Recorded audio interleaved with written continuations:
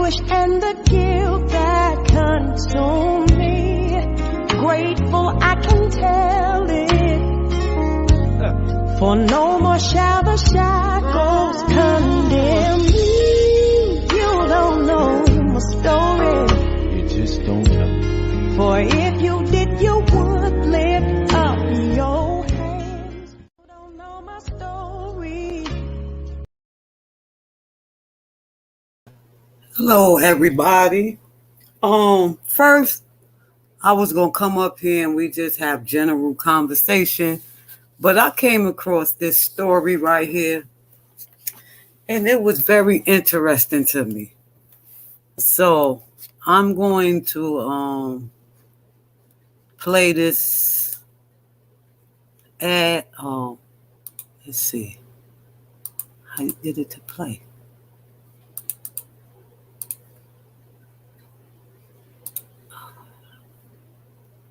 Boy. What's the first thing that comes to your mind when you see his face? Young and innocent, right? Well, that may not be true in this case because this boy is being accused of cold-heartedly killing a man in broad daylight. When you look at a picture of him, you see him, he's a 12-year-old. I mean, he looks like a 12-year-old, and to see him involved in this kind of crime is extremely disturbing. This is the case of Jarrell Milton, the innocent-looking 12-year-old boy who was responsible for a deadly shooting.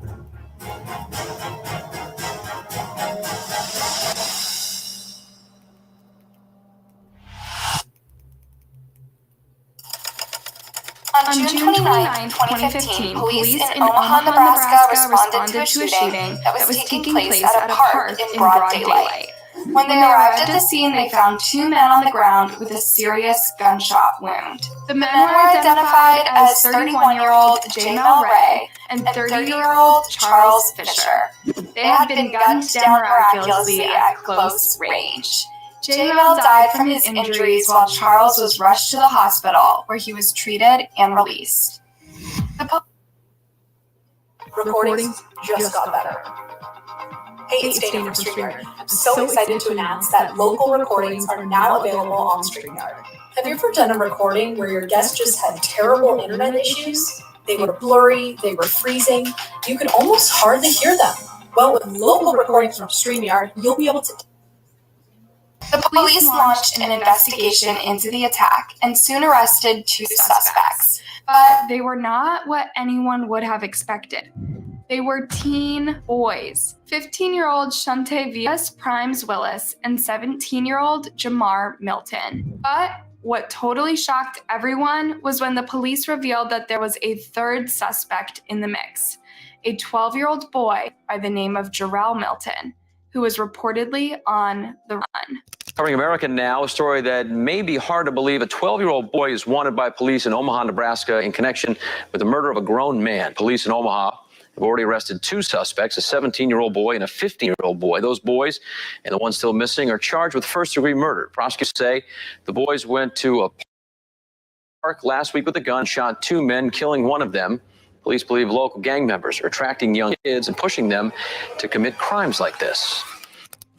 Jarrell and Jamar were actually brothers, and according to the police, they, together with another boy, had lured the two grown men into the park, claiming that they wanted to buy pot from them. But when the men showed up, the boys reportedly tried to rob them and ended up opening fire on them. The police believed that each of the three boys had carried a gun and that the shooting was gang-related.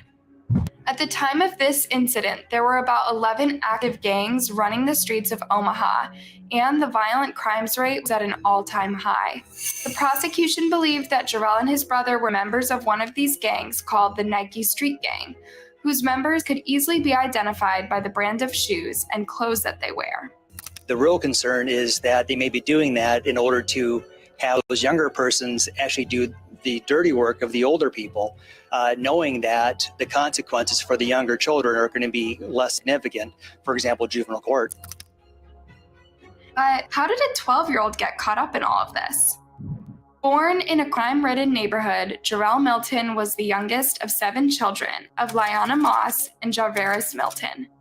According to Jarrell's aunt, Diane, Lyanna was a young mother who practically raised the kids by herself.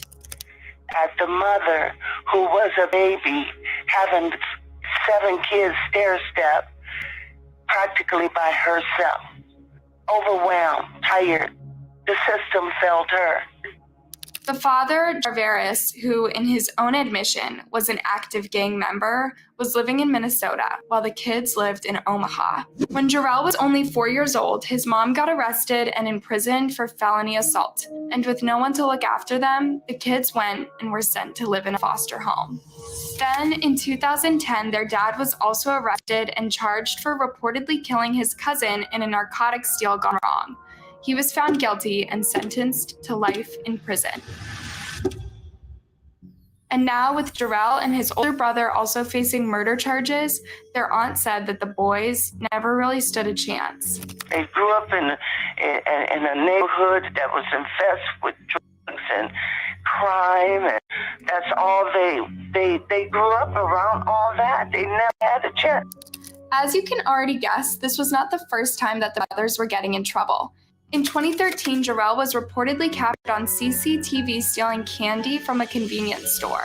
Walk around for like 10 minutes, looking at stuff, watching me, and I was watching them, and then all of a sudden they just bounced out the door and ran. It's kind of shocking because, you know, they're not the best kids and they steal, but you don't think they'd go kill somebody. After the shooting at the park, Jarrell was on the run for a week, with police even offering a reward of $25,000 for any tips leading to his arrest. Then, on July 7, 2015, police received reports that he had been spotted in Minneapolis, Minnesota, nearly 400 miles from Omaha. He was arrested that same day outside an apartment where he was reportedly living with his relatives. Investigations say 12-year-old Jarrell Milton was arrested without incident outside a Minneapolis apartment building. Those sources say when Milton was surrounded by U.S. Marshals, he put his hands in the air and began crying. Now he awaits being taken back to Omaha, where he faces first-degree murder charges. It happened so fast. Jimmy Williams was outside the apartments at 1707 3rd Avenue South when he saw U.S. Marshals and Minneapolis police surround a group of people walking out the front door. He watched as they took 12-year-old Jarrell Milton into custody. He looked like a child, like anybody's kid that you would just be kind to. He looked like an adult to me, so I couldn't figure it out. It wasn't until after the arrest he learned the child he saw put in the back of a squad car is wanted for murder. He didn't fight or anything. He had relatives with him, and they were adults. They weren't going to let him do anything stupid. So I'm sure they were just as shocked as we were. The looks on their faces explained everything. Live streaming is great for capturing real-time engagement and generating excitement. But what if you're not comfortable with going live? Not yet, at least. Maybe your company has a really big announcement to make and wants to deliver it with a pre-produced and polished video. You're looking forward to teaching that online class, but would rather focus on student questions than worry about covering all of the material. Oh, perhaps there's an event you'd like to attend, but you don't want to slip up on your live streaming routine. Or you're just looking to rebroadcast your last live stream to capture a different time zone. Whatever your situation might be, Restream is here to the rescue. Upload and Stream by Restream offers. Following Jarrell's arrest, his aunt gave a phone interview to a reporter in which she claimed that she didn't know what had happened or that her nephew was running from the police. She said that when she saw Jarrell, he looked scared and dazed and just wanted to hug her. He just hugged me. He held me. He just hugged me. I didn't ask him no question, and he didn't tell me anything. He just held me. The boy is afraid. He's scared. And he kind of looked like he was just dazed, like he ain't there. He's a baby. He's a baby in a messed up world. Jarrell's dad, Jarveris, also gave a phone interview from prison in which he defended his youngest son, saying that while he was present at the shooting, he was not the one that pulled the trigger. Come on, we talking about a kid, a baby, a 12-year-old, but y'all start to realize it's not your son, it's not you guys, it's kids. it's my kids, and I know what Jarrell's capable of, and murder is not one. Javaris went on to say that if his sons were guilty of the crime, he only had himself to blame because he wasn't a good father and didn't set the best examples. I did a lot of wrong, and I was young, I was stupid, and I was raising kids while I was a kid. Sadly, there was nothing he could do for his kids now. Despite his young age, Jarrell was charged as an adult with first-degree murder alongside his older brother and Shantayavis. This would have gotten him a life sentence if found guilty, but fortunately for him, the law in Nebraska had been changed earlier that year, making it illegal for someone under the age of 14 to be charged in a district or county court. And being only 12 at the time, Jarrell was taken to a juvenile court. In court, at just 12 years old, Jarrell Milton looks to stand under 5 feet tall. He wore a blue jumpsuit, handcuffs, and ankle chains. Below those chains, a pair of Nike shoes. Prosecutors Friday revealed the child is a documented member of the Nike street gang. It's extraordinarily concerning. It seems that the gangs are recruiting younger and younger these days. Jarrell's 2 cousins showed up to court flaunting Nike apparel as well. They say they don't know anything about the gang or the shooting. Jarrell was charged with a lesser crime of conspiracy to commit a robbery after it was revealed that he had not pulled the trigger. He was sentenced to live at a group home and would be on probation until he's 19. Meanwhile, his brother Jamar was not so lucky. He was found guilty of second-degree murder, first-degree assault, and use of a weapon, and was sentenced to 58 to 82 years in prison. He'll be eligible for parole when he's in his 50s. But from the looks of this video, it seems like he doesn't really care. Yeah, I'm good. All right, do you have any thoughts of what you might receive today? Nah, I ain't tripping.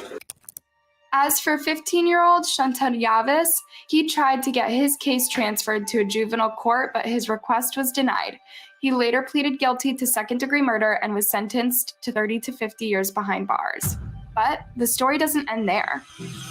When Jarrell was placed in a group home, the judge ordered that he undergo treatment in hopes that he'll be rehabilitated. Unfortunately, that did not seem to have worked because the youngster continued getting in trouble with the law at his group home and was often running away and getting mixed up with some not so good people. A news item from April 2019 shows the police asking for the public's help in locating the then 16-year-old after he had escaped from his group home. He was later found in South Dakota, where he had reportedly been living with relatives and was placed back in the group home. At the time, the prosecution asked that the teen's probation be revoked, saying that he had used up all his chances and should be sent to a youth rehabilitation and treatment center. But according to this Facebook post by Omaha police, Jarrell never showed up for his probation hearing in January 2020. His mother told the court that he had been arrested in South Dakota and was facing charges. What do you think about this case? Did Jarrell ever stand a chance of being rehabilitated? Let me know your thoughts down in the comment section, and if you liked this video, be sure to give it a thumbs up and subscribe for more.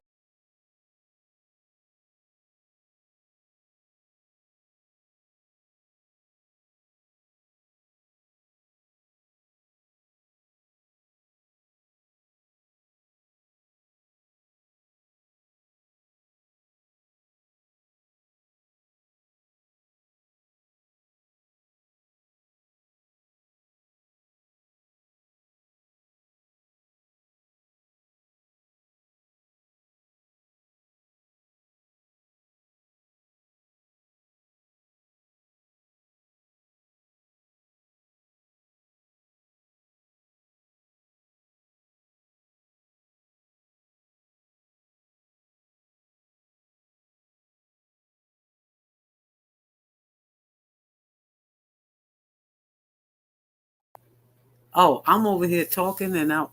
Okay, first, I want to thank you guys for coming out.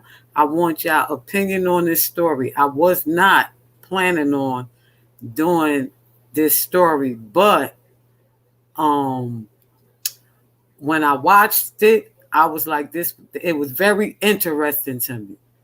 So do y'all think that he was one of them kids that could have been rehabilitated?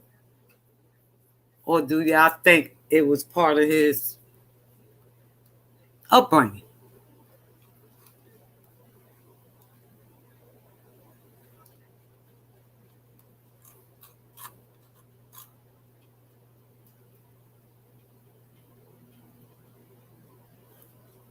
So no one has any input? You can't, can you hear me now, Empress Cat?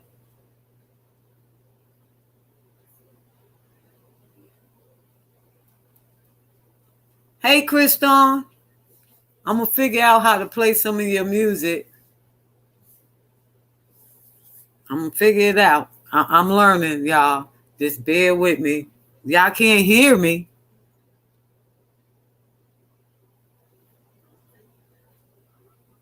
So what you think, Empress Cat? What you think, Jersey J?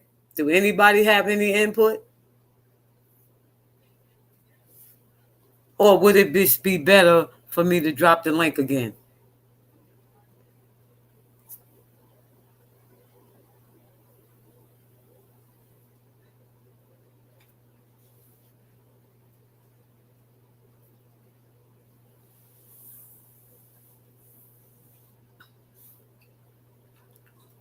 I know y'all can hear me now. Right, so that's, yeah, Empress Cat, they said the therapy didn't work. So that's why I'm asking, do you think that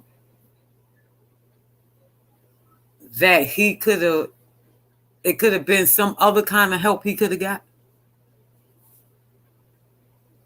Because you took up psychology.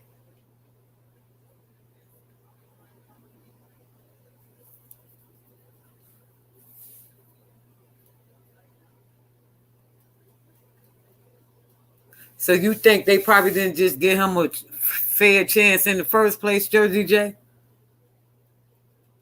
Even though they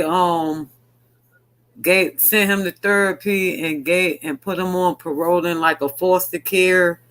Like, do you think his issue was actually, after what happened, was deeper than that? Because we got to keep in mind the 12-year-old was there for the murder.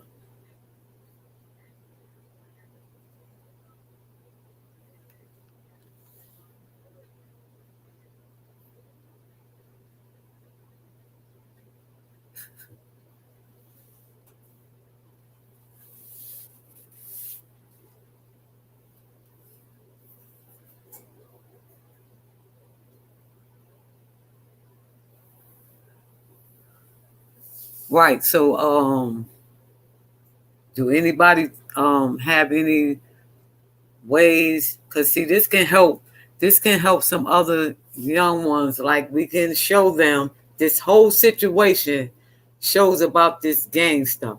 Now the other two, that was what, the 15-year-old, he ain't coming home to like in his late 30s.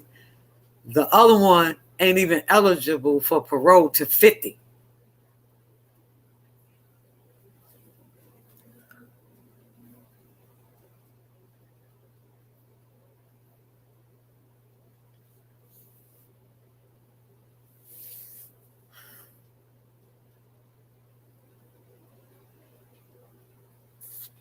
Well, his dad already, admitted that, he have his regrets because he wasn't a good father. So yeah, that can be part of it.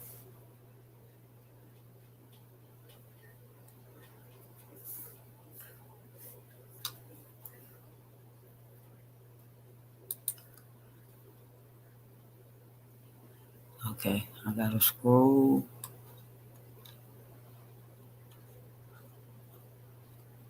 So, Boss Cross, what you think? Because you be having a lot of good opinions.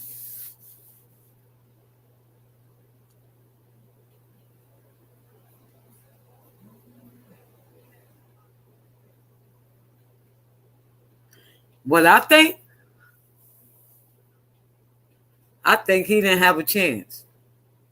And I think they didn't put forth any effort to like really find out. I mean, they already could tell his dad was in jail, so he probably had some deep-rooted issues that they didn't get to tap into. Or he could have felt like he wanted to be with his family. He was a kid.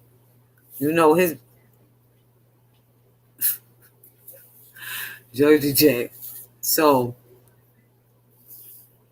or do you think he was following his brother?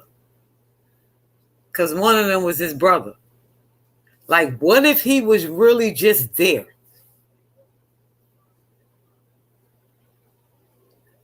Because he was following his brother.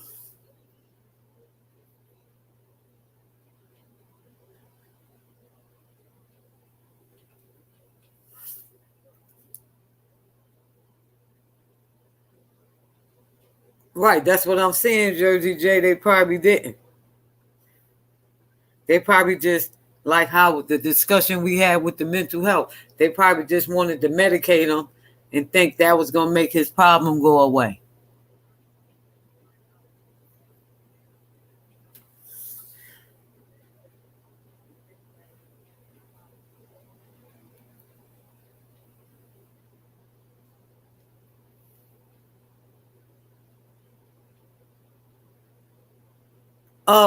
New York Star, you in the chat? You in the chat? All you got to do is hit the link. Okay, James Bennett said lack of trust in the system and too much loyalty already in him with Game, his brother. He was running with, especially if he's the younger brother. Exactly. That's what I think happened. I think that the little brother was actually just there. But they trying to say all three of them had a gun. But I'm really thinking that the 12-year-old was there following his brother.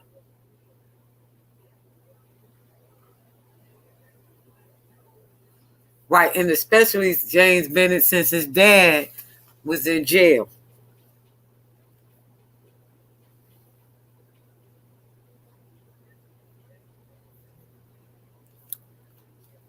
Hold up, I'm trying to, I got to talk to New York Star for a second.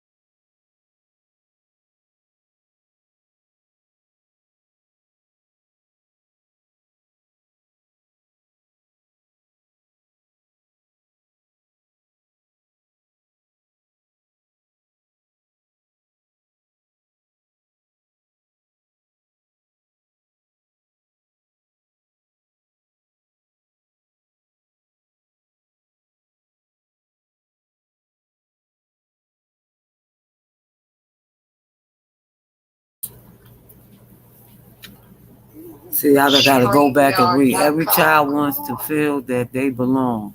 Yeah, that's a fact too, Empress Cat. Every child do want to feel like they belong to something. I agree with that. I'm reading y'all chats.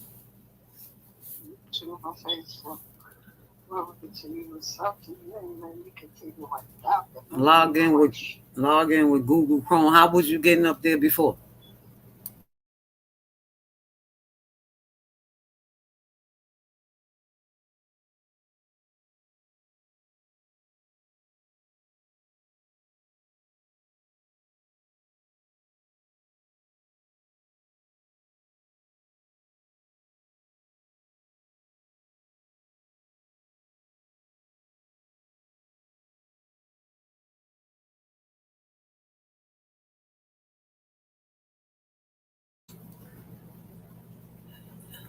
Gotta remember, they have to keep a few to keep the system going. They probably view them as keepers. Yeah, they probably did, Jersey J. That's true too. I'm going through the comments now.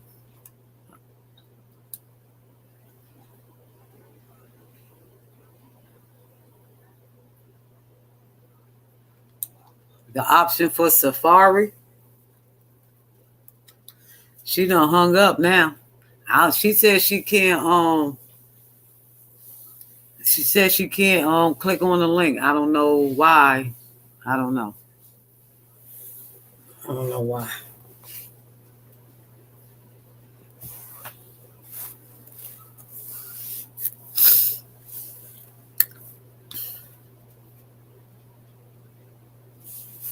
So yeah, I think that he was following his brother.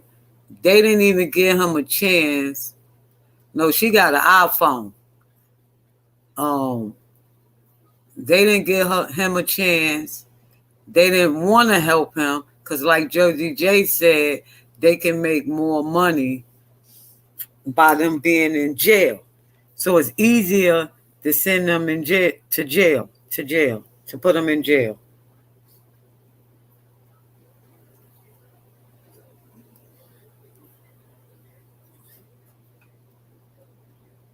But this was not my initial. That's why I'm not ready for this, because this wasn't the initial thing I wanted to talk about. I just wanted to come up here and have fun and just have general conversation. But I found this very interesting. So if anybody has any suggestion, we can talk about something different. Because New York Star, for some reason, can't get upon the stream.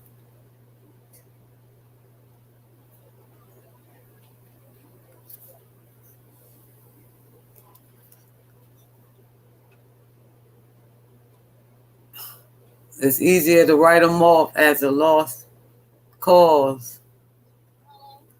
It still ain't working. Now I don't know.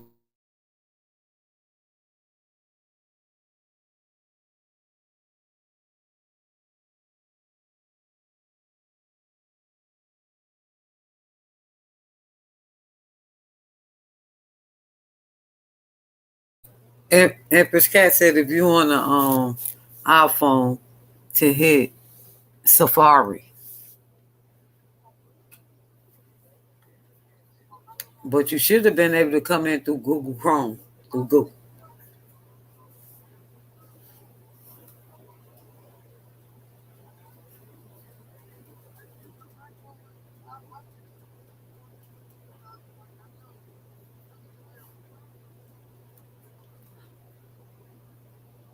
But I got another story anyway, but I gotta figure out, hold up. Check this one out.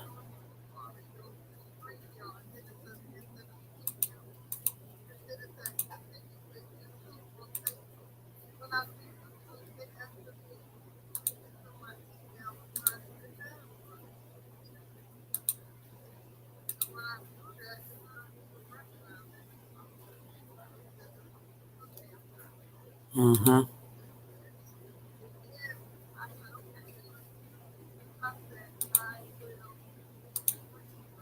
Families are what to cook for Thanksgiving dinner. Some families here at Reese houses don't even have that option. Some of the buildings don't have any gas, which means no stoves, which means no cooking. And there are similar complaints at public housing complexes across the entire city. Now, a group of tenants have come together pushing for new solutions to old problems that have been going on for years now. This is not humane. Shouldn't nobody have to live like this? Shireen White says her bathroom has looked like this inside Reese houses for the past 2.5 years. None of them would live like that. This is not nice. Nobody deserves to live like this, like an animal. She's not alone. From cracking ceilings It's like, who can you turn to leaking pipes. We have a lot of leaks in our building because the pipes are old and the water just trickles down. NYCHA residents say they've had enough. But we the tenants, we're here, pay our rent, follow the rule, you know what I'm saying? Can't get no help. This is nasty. Please, just tell us the truth and let us know when the repairs are coming. A rally today on the steps of City Hall, calling for immediate change to the way repairs are handled and how public housing buildings are maintained. They put in ticket after ticket and nothing happens, or someone will show up to the apartment, maybe take a couple pictures, no repairs to follow. Council members say more than 70,000 apartments are in need of multiple repairs. Instead of waiting for days to get them fixed, majority of people are waiting months. Nothing's being fixed, so they're closing things without fixing anything. They want three things from the city: repairs made in a timely fashion, for the city to bundle together some of the maintenance work so they can get repairs done on a larger scale, and to test the water regularly in all buildings to make sure it's safe. In response, NYCHA sent us a statement saying, since 2019, NYCHA has fundamentally transformed its business model, compliance, operations, and management infrastructure. However, these deteriorating buildings are the direct result of decades of disinvestment by all levels of government, and they require $40 billion in capital investment to effectively repair. They need to come live in these apartments. That's what they need to do. They need to come take a bath from one of these. She doesn't even touch that bathtub. Instead, she washes herself inside a bucket inside her own bathtub. I researched in NYCHA today to find out how many repair requests have been made and how many of those requests have actually been fulfilled. They did not respond to my question. Instead, they sent me that statement that went on to say they're continuing to look for solutions and to improve the quality of life for tenants here. So now, what y'all think about that? You see that nastiness? You see that nastiness? Y'all see that?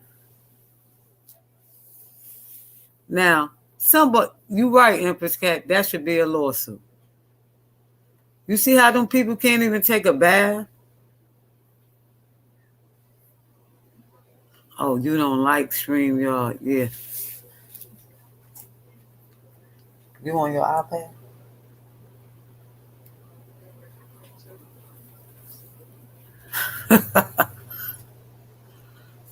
So, imagine if you had to live like that every day, Empress Cat. Just imagine.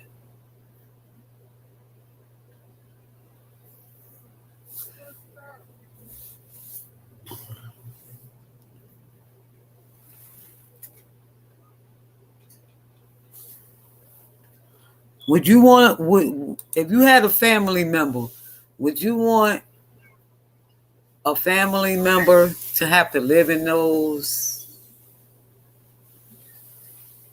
What? A few months ago, they found a decaying body in one of the units where you live at?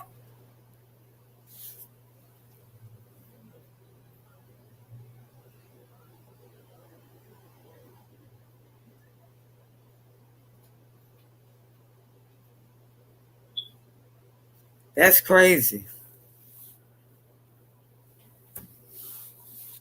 But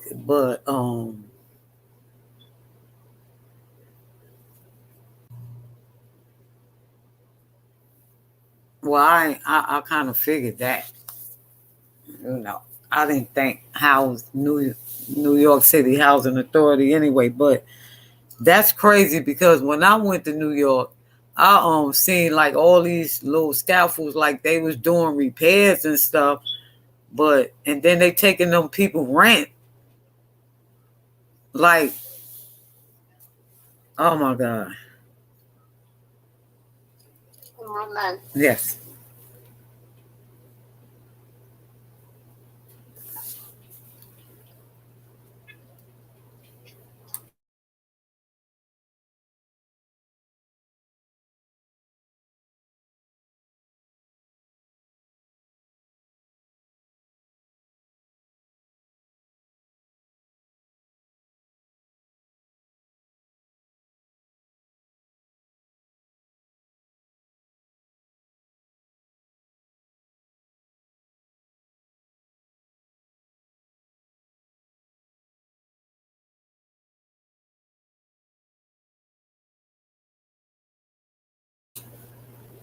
The tenants been complaining about no gas. Yeah. And then I know it's cold because it get cold in New York. I used to live in New York, and it gets very cold up there. So that is very sad. Like, I feel so bad for them, like, people that have to. I don't see you, New York Star, back here. I don't know. I don't see you.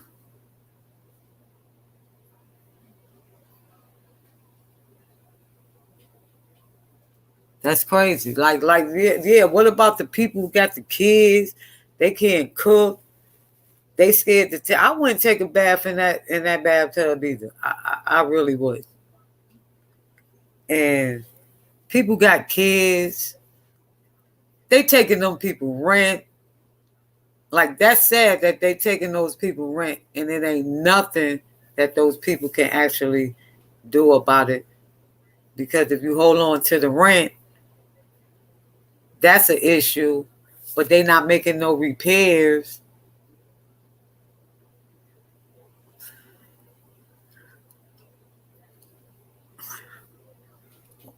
Well, it could be the elderly. And that's why I'm glad I live in North Carolina, because they got some very nice elderly places here for senior living.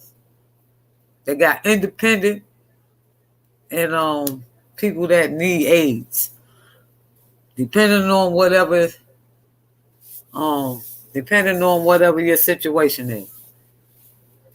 And the pandemic has definitely changed a lot of people's lives, their lifestyle, but that's ridiculous.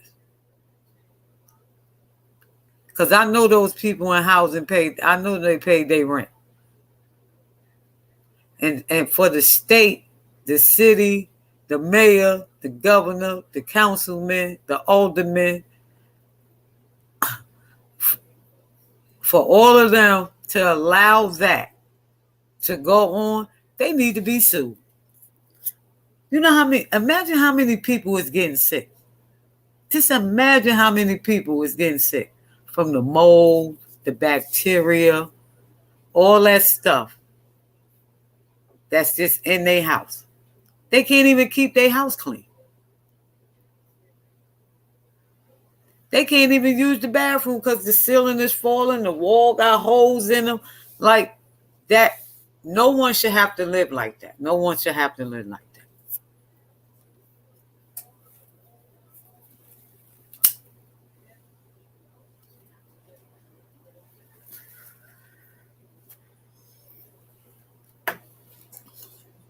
I don't see her. She says she in the back. I don't see her. I don't know what's going on, y'all, but New York Star is trying to she says she in the back. Yeah, the pandemic. Look how the rent. And then I bet you they want to raise their rent. I bet you they want to raise their rent like they doing everywhere else. They raising people rent, but their paychecks not going up.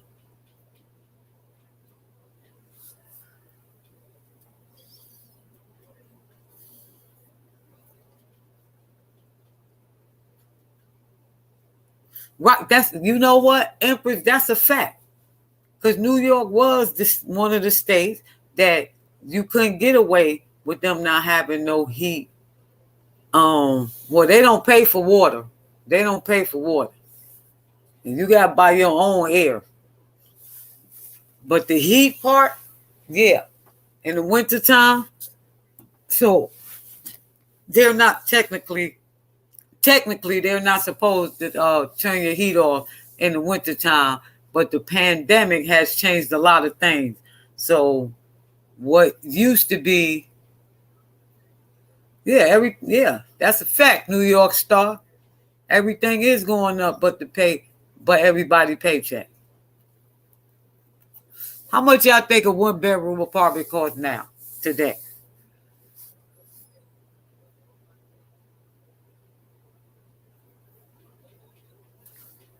Just for a 1-bedroom apartment.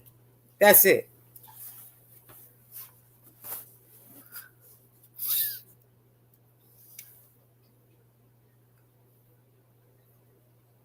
So everybody that back in the days that used to, all the females that used to know how to straighten hair and stuff and braid and all that stuff, we're going to have to go back to that just to put gas in our car.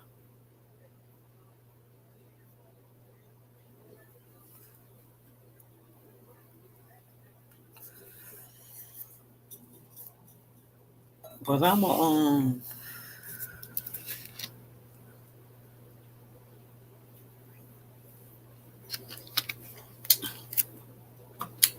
whew.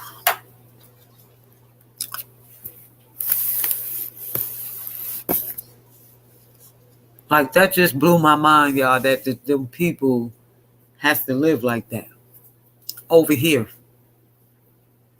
where they have fundings and stuff. I don't get it.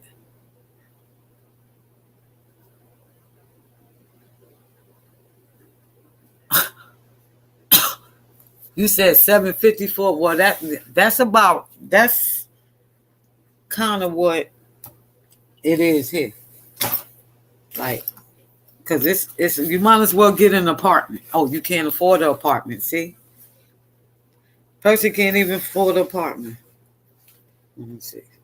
I'm about to Google something. Since I got my tablet up, I'm about to Google something.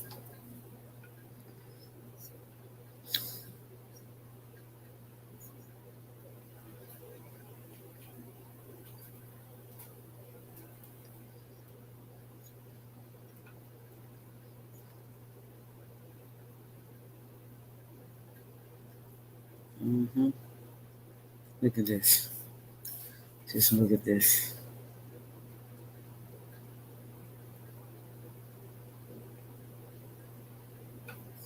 So, this is a 1-bedroom apartment with 1 bathroom, 800 square feet, $1,800. And this is in North Carolina, 800 square feet. That's ridiculous. That ain't even no space.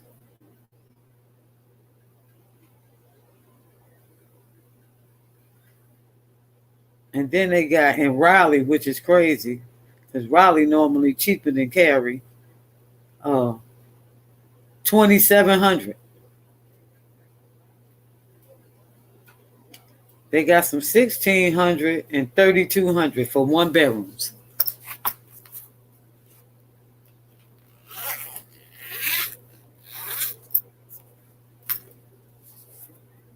That's not bad at all, Emperor. Sure, I might need to move where you at. I might need to come to where you at. That's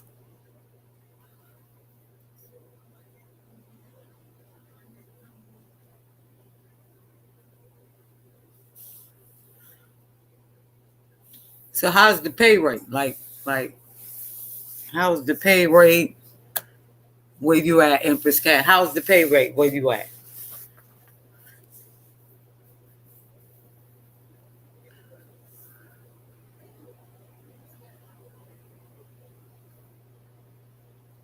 Sure, I ain't even moving back to New York. For what? For what? First of all, we got used to having cars now, Empress Cat. We got cars now. And a car is a headache in New York. Because you got to get up every morning and move that car from that side to this side. And then everybody is running over each other. Ain't no respect on the road in New York. You don't need no car in New York City. I will never move back to New York. I'll go visit, though. But as far as living there, I'm with you on that, Cat.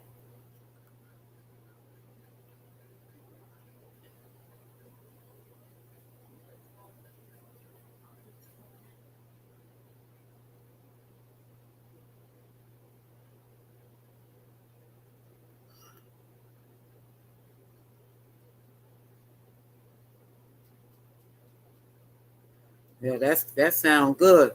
Knowledge Born, salute. Thank you for coming in. We just having general talk. If anybody got any questions like they want to ask or talk about, just throw them in there and we just talk about it like we always do.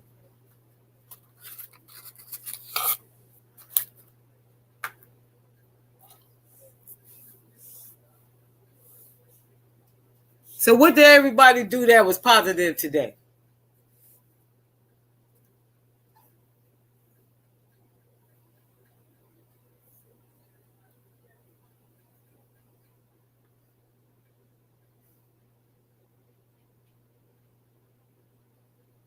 So you saying you can buy, that's not bad, from $50 to $70,000. That 70 is the max?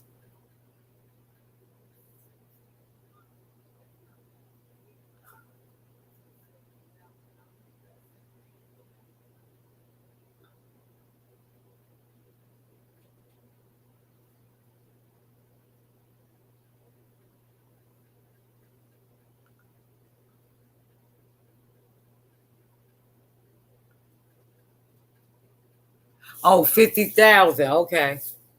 Okay, 50 to 70,000. I got you now. You gotta excuse me. I've been sipping on some shine.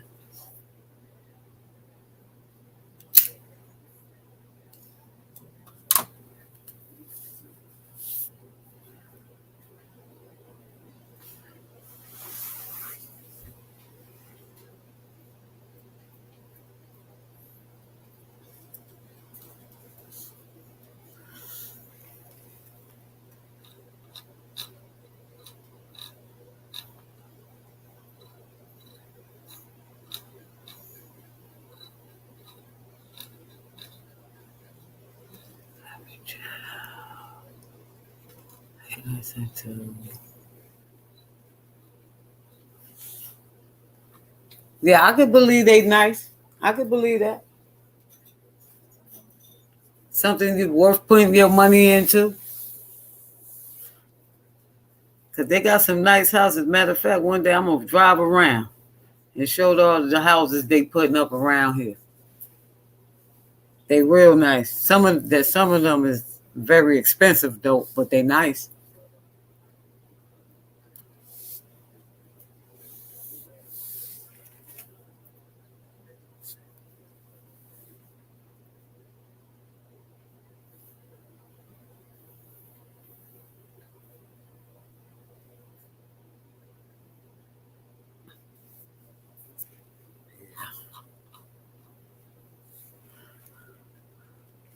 All right, so I've been on here for an hour, and I'm a cause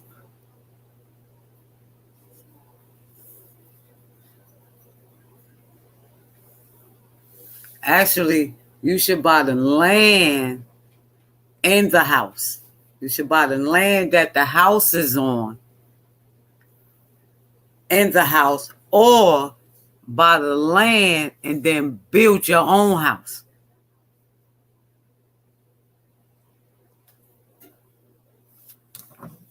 What you think about that, Jersey? Cat, Star, what y'all think about that? What's up, China Brown? How you doing? Thank you for coming. We just talking. We ain't talking about nothing for really. We just talking. But yeah, so what you think, like for real, Empress, what you think about you buy the land and the house, or buy the land and build you a house from scratch?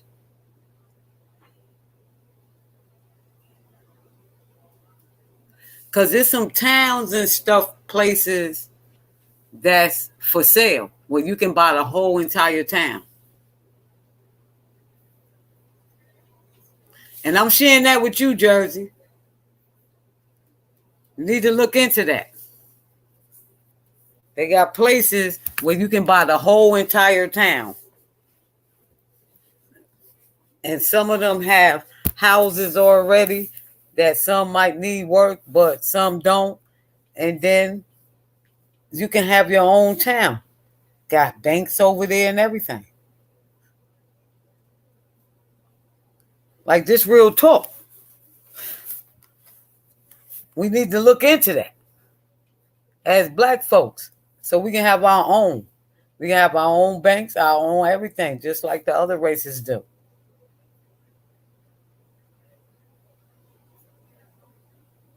Right. So you want to start a garden and then you got to buy some land, but you got to make sure the soil.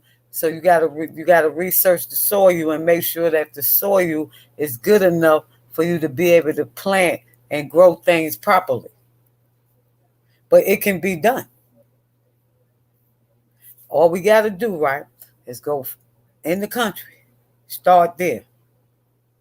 Get those land that already was farmlands anyway. They were already farmlands.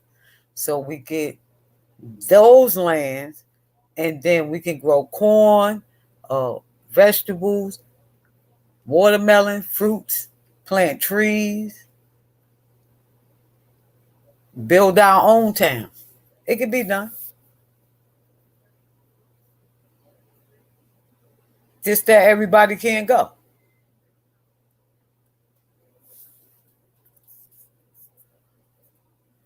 So what you gonna grow in your garden, Empress, other than cannabis? But what you gonna grow in your garden?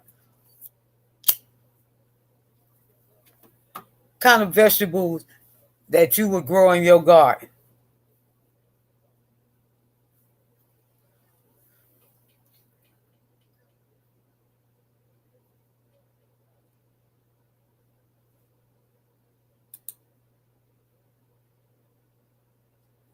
There you go. Say something. Hello?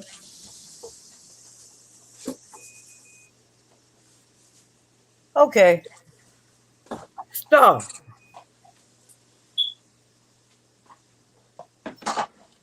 Stop.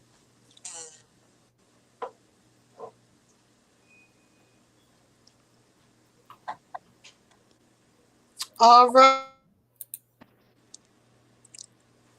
You ready? I'm here. You here? What you doing? Peeling potatoes. Peeling potatoes. Speaking of vegetables, right? And gardens. So I see you figured it out. I came out and went into another link. You had so many links, so I just kept going in and out till I got the right link.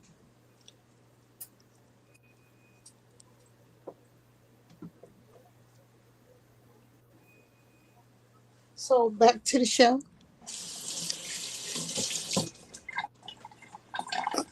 You found some farmers here. Now, what kind of vegetables you gonna grow in your garden? The farmers. Okay, I got you.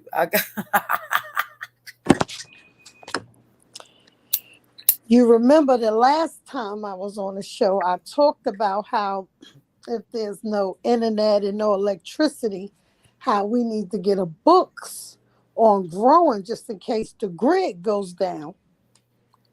And that's that's electricity all over the world. And then they cut off our food supply. Do we know how to grow it? And we don't have access to the internet to say, hey, I'm going to look this up and grow me some potatoes. I'm going to grow me some cucumbers. No, we're not going to have any electricity to be able to do that. So without a book on how to grow, listen, you know what the Chinese man said? Give a man a fish, he eat for a day. Teach him how to fish, he'll eat for the rest of his life, right? So in order for us to go into survival mode, when the unexpected happens, we got to know how to grow our own vegetables, our own food. Right. Because right now, what's going on in the world, I see gentrification happening all over. Like they putting us out. Like they not fixing that stuff for a reason. They trying to push them people out. Like the projects in Virginia, they took the projects, tore them down, right? Took all the people, if you ever was behind in your rent, whether it was $50 or whatever, they weaned out all those people, sold it to the investors. The investors build these nice houses and townhouses, and they're renting them out for $1,800, but about 18 units has to be it was a part of the deal, the gentrification, that 18 apartments or townhouses or whatever has to be low income, because at that point the investors is rich, so they get a tax credit for having that certain amount of apartment. So versus 1,800, well, your rent is 1,254 because you're below the medium. Not the medium, the median within the area. Right. And right now, like places like Southside in Virginia, like you could easily get a place for like $700-800, no problem. Right now, those places, even the dingiest places where I wouldn't be caught dead in, right now they want $1,100. But here's people like me who work for a living. I make a decent amount of money. Y'all already know I'm always trying to find different streams of income. And the lady told me for one of them gentrification places, she want $1,800 a month. I'm not paying that. So she had another unit that was a part of, I guess, the medium. And she told me I make too much money. But here's the tea. Here's the tea, y'all. Y'all ready? We ready. She only can go by, and this is coming from the federal government. This is not their guidelines. This is the federal government guidelines that that they have to use the gross. So Uncle Sam is taking his money before I even see my money. You understand? I'm working, hurting my poor little achy knees to death. And Uncle Sam take his off the rip before I even see my money, before direct deposit, before anything. I can pay my bills, anything. He take his out off the top. And let's be clear, I have to have health insurance. So that's going to come out. So you don't want me to have a retirement from an IRA or something? Well, I got money coming out of that, especially if my company going to match what I put in up to 3%. Well, I'm putting the bare minimum. I'm putting in 3%. So all that is coming out. So what I'm making is not what I'm getting. And that's my gross. So you're going by income that I'm not even getting in my possession at all. Denied. Boom. Like, really? So where are the middle class to go? Nowhere. Either you have to be really poor, or on a fixed income in order to get help, or very rich. So if you're anywhere in between, you're doomed. Because right now, health insurance, when you're working and you don't have over 10,000 employees at your place of employment, it's $600 a month. So who's supposed to live where? So everything is going up except the paycheck. That's not balancing out. That don't make y'all think like, what the heck is going on? They say, oh, the pandemic. No, they're driving us out. For example, Churchill used to be the dingiest in Virginia. I'm from New York. I'm from the Bronx. But Churchill used to be the dingiest. I wouldn't be caught dead. The drunks and just terrible. Right now, all them investors came in, and the people that's drunks and they in that house, they mama worked hard for 30 years and paid off that house and left it to their drunk ass kids. Now they drunk ass kids got taxes owed on it because they drunks, but they got a roof, which was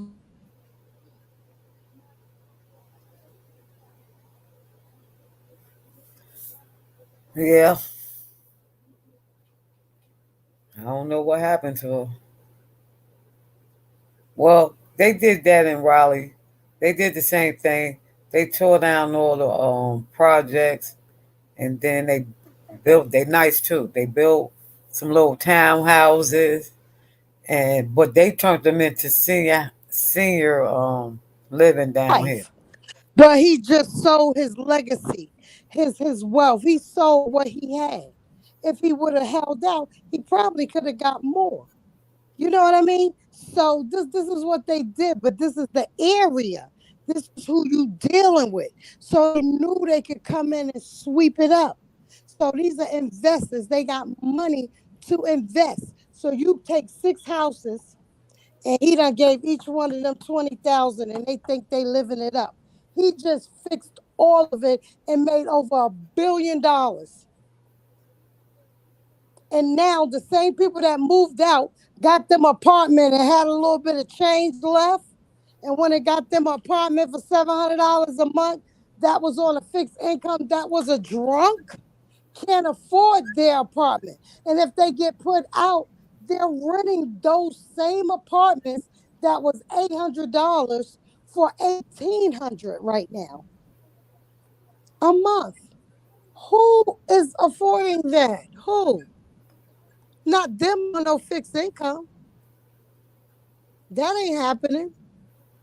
And I see it unfolding before my eyes. And I look around, I'm like, don't nobody see this? I'm nosy, I pay attention and analyze everything. So I pick up on stuff. So I'm like, am I the only one who's checking this out? Like, for example, if I go out to eat, same place I always go, don't switch up. The price went up, but you gave me smaller portions. Not feeling that. The portions got smaller and the prices got higher. And the people that do own their houses, guess what? If they had a veritable interest rate, every time the federal government goes up a notch, the banks raise the interest rates. So your mom, your pa mortgage that had a veritable interest rate is going up. Each time the federal government raises it a notch, that mortgage is going to go up. That mortgage insurance, all that stuff is going to go up where people can't even afford their house. Right now, my sister bought a house, her mortgage was $1,200. Guess how much it is right now? $1,550. And it's continuing to go up. The federal government is raising those interest rates to try to drive down the housing market because the houses right now are so hard to buy. So it's like they battling and we're in the middle like a ping pong ball. Nobody's prepared. If I've been paying for 3 years $1,200, I'm paying out what I supposed to. And then you just gonna hit me with the wham $350 a month. Like, what? Right now, I see so many people, teachers, everybody, they're door dashing and doing all types of things just to try to make ends meet. Just to try to make ends meet. One of the lady I seen working at City Hall, I went into one of the restaurants to get me some wings and fries for me and my baby because I didn't feel like cooking. And I seen her and I remember her face. And she was in there door dashing. I said, I know that's right. We can't we can't make it. Like something has to give. And they keep voting for people that's not even for us. I don't want to vote for nobody or have anybody govern over me when you don't know my needs, my people needs, our wants, our suffering. the unjustness. All of y'all care about is what's seen on social media, not what's going on in real life. Like they show all these Trayvon Martins and all these people dying, but it got front page.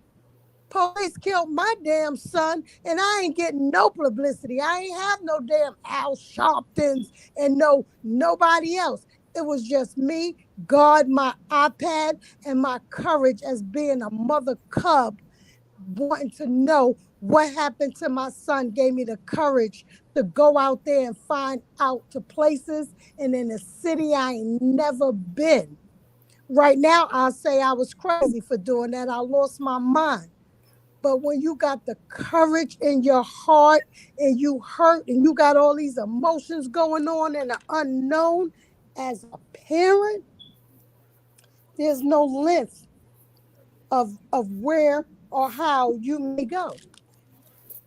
So they do everything for publicity. Everything is for, attention.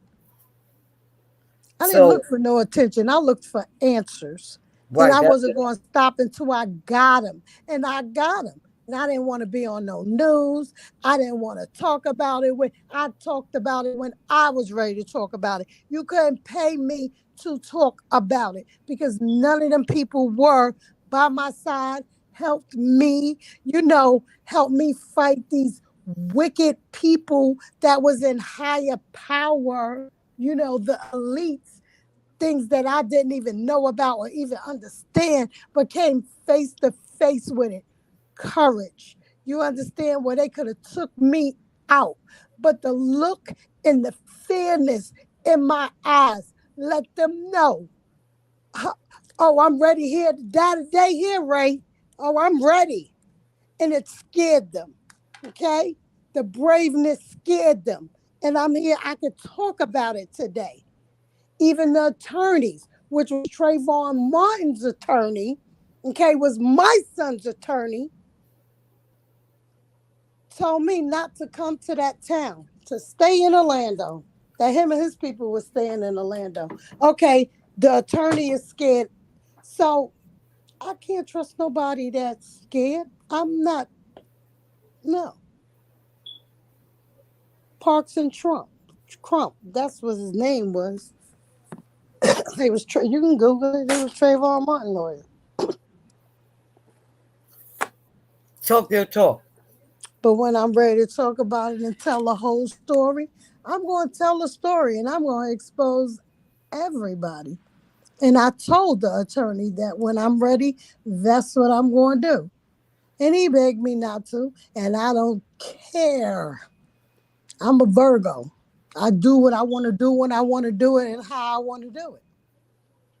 Especially when it comes to something that I created and they took it from me without permission. Yes, they did. So what don't kill you make you stronger. And I'm strong, and they just don't understand it. So they everybody just don't understand it. Hey, Faith, Dre L. Compa Management Respect. This is New York Star. This is my best friend for 37 years. Not 37. 37 years. It's been my friend right here. So that's why I love y'all. Hey, New Jersey Jay. What's up, Empress? Meow. What's going on? What's up, everybody?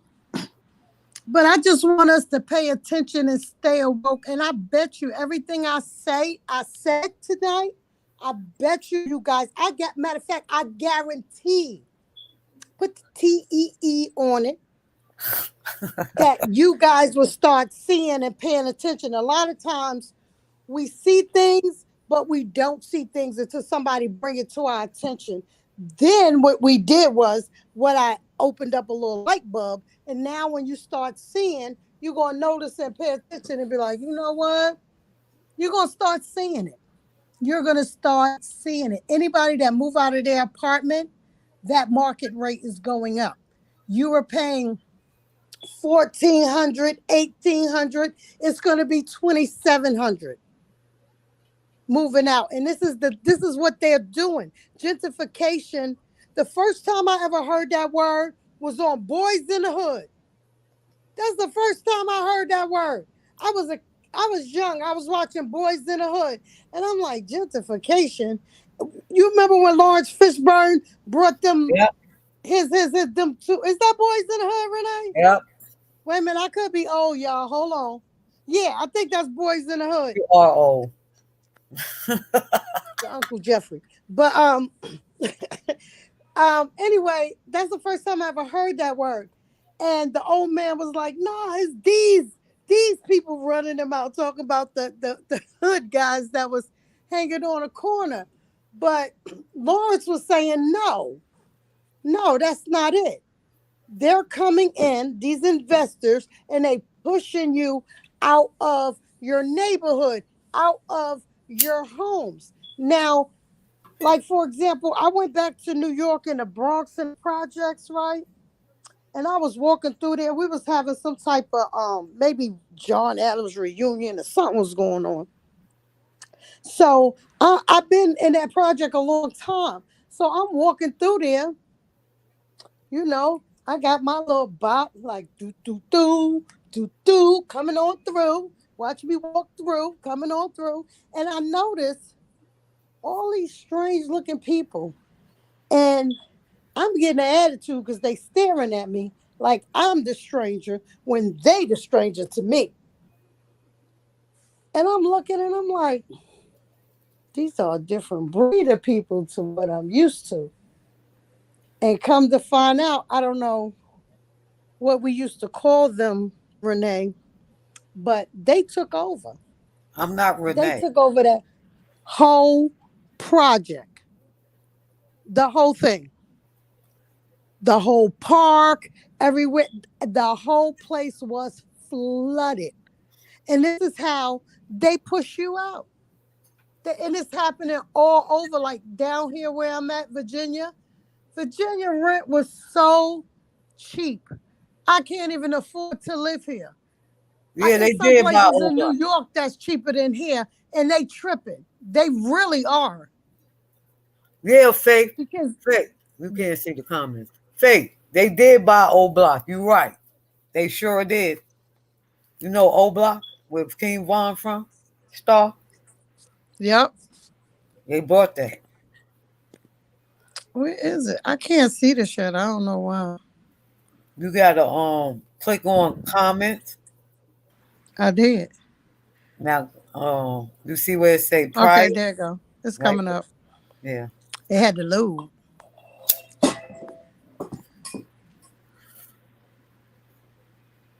What? See. I'm trying to read Yeah. the comments. She wanted she the one want to see the comments. I'm trying to help her out, meow. I ain't doing nothing. I ain't doing nothing.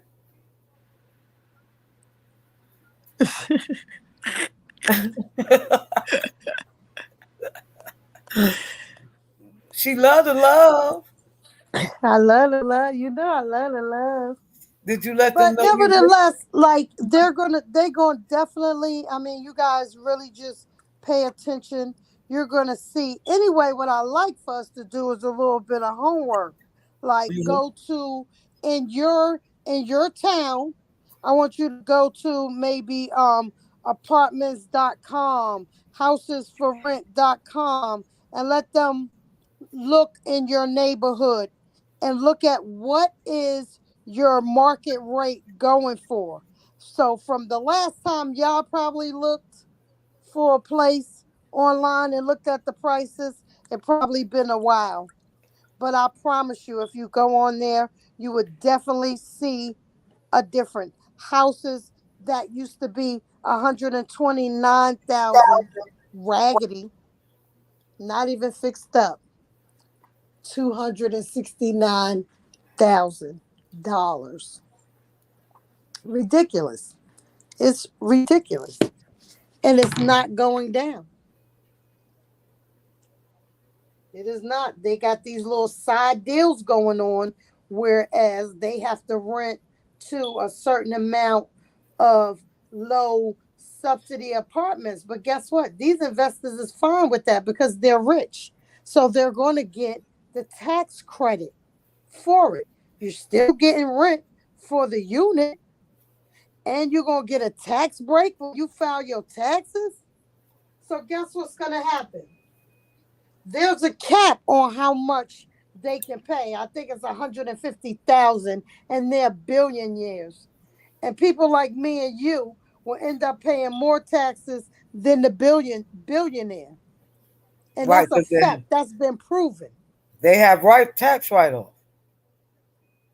A lot of them. Listen, me, I'll end up paying more taxes than they would. And they're rich. And that's how these politicians got it all set up. It's all like a full circle thing. Niecy, read what Faith said. Who? Faith. Oh. Read what she said.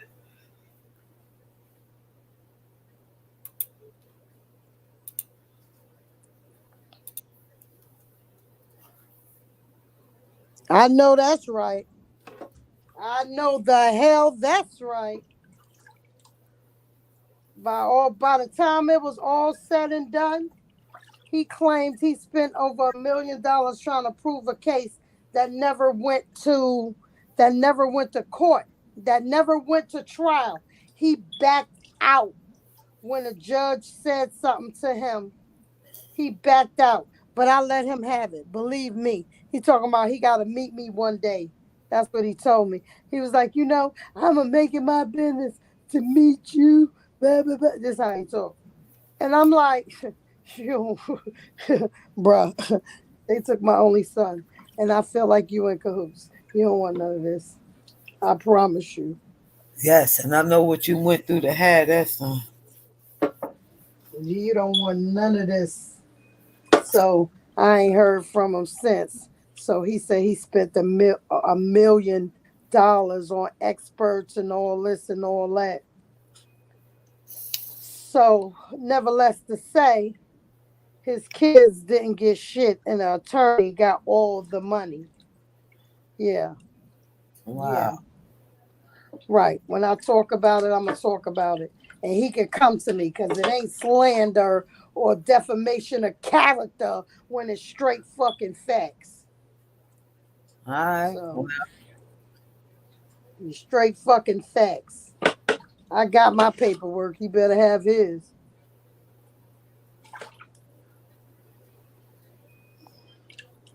Yeah. So right. Faith, he is the worst. When I tell you he is the worst. But I let him have it. And I told him, I said, let me tell you something. I said, you take this for what it's worth. I said, the revolution will not be televised.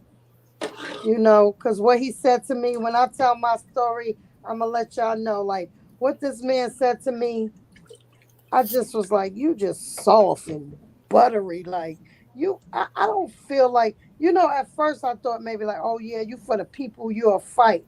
But as soon as the white people yell at him, he fold like margarine. He just buttery. I'm telling you. Soft. I just can't. He just buttery, liquid. Buttery. I'm trying to tell you. He the squeeze kind. I'm trying to tell you. Straight liquid. Just buttery. Ben Crump. No, I already told you when you're ready to tell, when you're ready to tell it. Yeah, when I'm ready to tell it, I'm going to tell it. Just like I said. They want to pay me for it. They want to do this. You can't. I can't be bought. I can't be bought. Because I can't miss shit that I didn't have. So I'm not impressed. The best I've tried. But when I'm ready, it's going to be for me. Read what Empress Cat says, though. Okay.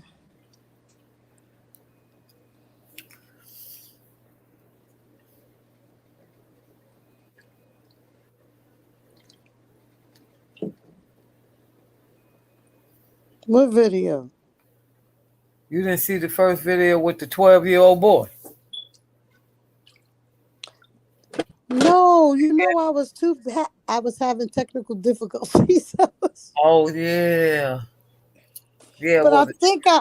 think I seen a clip of it prior to it.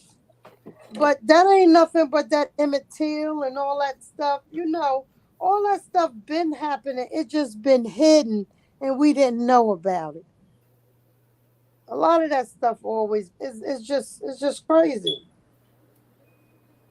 You showed about 3 videos, Renee. I gotta go find it again because but you keep talking while I go get it. Got you, cat. But y'all can tell me about it. Fresh my memory. I'm gonna go get it. Thank you so much. Thank you so much, Dredd. Thank you so much. I just really wanted to know what happened. I wasn't looking to hurt nobody. I just had to know. It was like I got this strength and this mother cub thing. Like I never even been to Florida. I took my iPad, I took a plane out there, and I went every place he went that day, talked to people, and it was like this rough neighborhood that looked real dingy. That they say he gave somebody a ride from over there. But I wasn't even scared. Like I walked through that neighborhood like I had a full armor on, that I had machine guns and the whole nation of Islam behind me. I'm telling you, that's how I walked in there. It was like the urgency, the yearning. It was like I was fiending to understand, like I couldn't rest until I knew what happened. It was like I was yearning for closure. Like I needed it. I needed it because I never cried. I never, ever cried. I just stayed strong because I felt like once you start crying, they start feeding you and telling you all types of stuff, and you can't think. You can't think on your feet. And I'm swift on my feet, but if I'm emotional, I can't be. And I couldn't let them do that. So I never cried. But it's a funny thing. Like sometimes I'll be at work and I'll be in my office and I'll just cry, not yell out cry, but the tears would just roll and I can't stop it.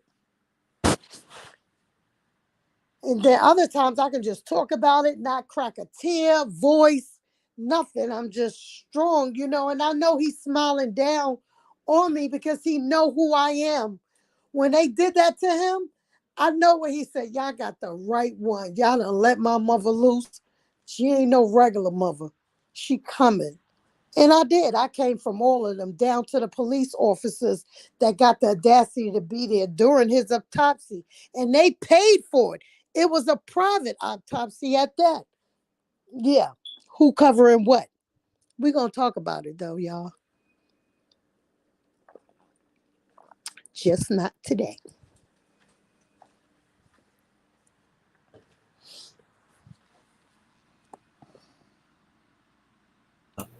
This the video. He took all the money, Faith. He took all the money. My son kids got like 5,000 a piece. That's it. He took all the money, saying he kicked out all his freaking money on experts. But why would you do that? And we never even went to court. Every time it was time to go to court and I took off, bought my plane ticket and all that, 24 hours he'll call and cancel it. Oh, they canceled it. Oh, they postponed it. Oh, they did this, which was making me think he was full of it. But, I just never knew, you know. I El just got bad Compa. vibes. I just didn't get the honesty. I got Lisa. con man. I didn't get honesty from him. Um, um, um. El Compa said, "Who stole all the money?" The damn attorney. Huh? The attorney. Oh, Because he claimed, remember, I said he claimed that he spent over $1 million of his own money hiring experts and investigators and all this stuff. However, we never went to trial like we supposed to. Like I said, they postponed it at least, I know, 5 times. 5 times. I remember that. 5 times. I remember. Okay. And then when it was time, he was like, he wanted to settle. And I'm like, no. Because it That's wasn't what really we. about the money. It wasn't That's about what the we're money for saying. me. USC. That's what we're saying. USC. Something ain't right. Yep. Listen, you think that ain't right? Wait till you find out how we found them and niggas police putting notes in his pocket, telling us where the car is. Man, this shit is so wild. I can't make this shit up. Look, listen. Excuse me. But listen, when I tell this story, I can't make this up. And when I said I had nobody, I had like you don't nobody prepares you for this. Nobody prepares you. You always look at it on TV. You look at it on YouTube. You look at it, but when it hits close to home, it's like, where do you turn? The media is not talking about my son. Y'all covered that up real good. And Florida laws is crazy. It's like they make up things as they go along. And they all in cahoots. All of them. All of them. Every last one of them. And I know it's some strong elite people because I ran across them in Florida trying to deal with my son's case. So I'm not saying, I don't even know if I can blame this man. I can blame him because I feel like I'm going to blame him on the strength of, I feel like he took advantage. This was unjust. It was wrong. I'm a black mother with a black son, and my son was murdered. Okay? So I feel like, oh, well, he stood up for Trayvon Martin, and me being a typical mom, single mom, maybe, he can help with my son. And I'm thinking justice. He's not thinking justice because, mind you, he's not the first attorney. Matter of fact, I didn't even choose him. My son's father chose him, but I chose one of the biggest law firms, and they was all white, right? When I sent the case to them, he came out, he interviewed me, and he asked me to send him all the stuff. I sent them the stuff, right? So when I sent them all the paperwork and the information, I'm like, okay, 30 days went by. I called, left a message. 2 more months, 3 more months went by. I'm calling and left a message. So then now I'm getting an attitude. So then I call and I send an email and I'm going off. Next thing I know, I get a letter in the mail, right? And it's with all the paperwork I sent him. And he's saying to me, look, I can't take this case because the outcome is not going to be beneficial for me. He said, but there is a statute of limitation on here. I wish you and your family the best of luck and all my prayers.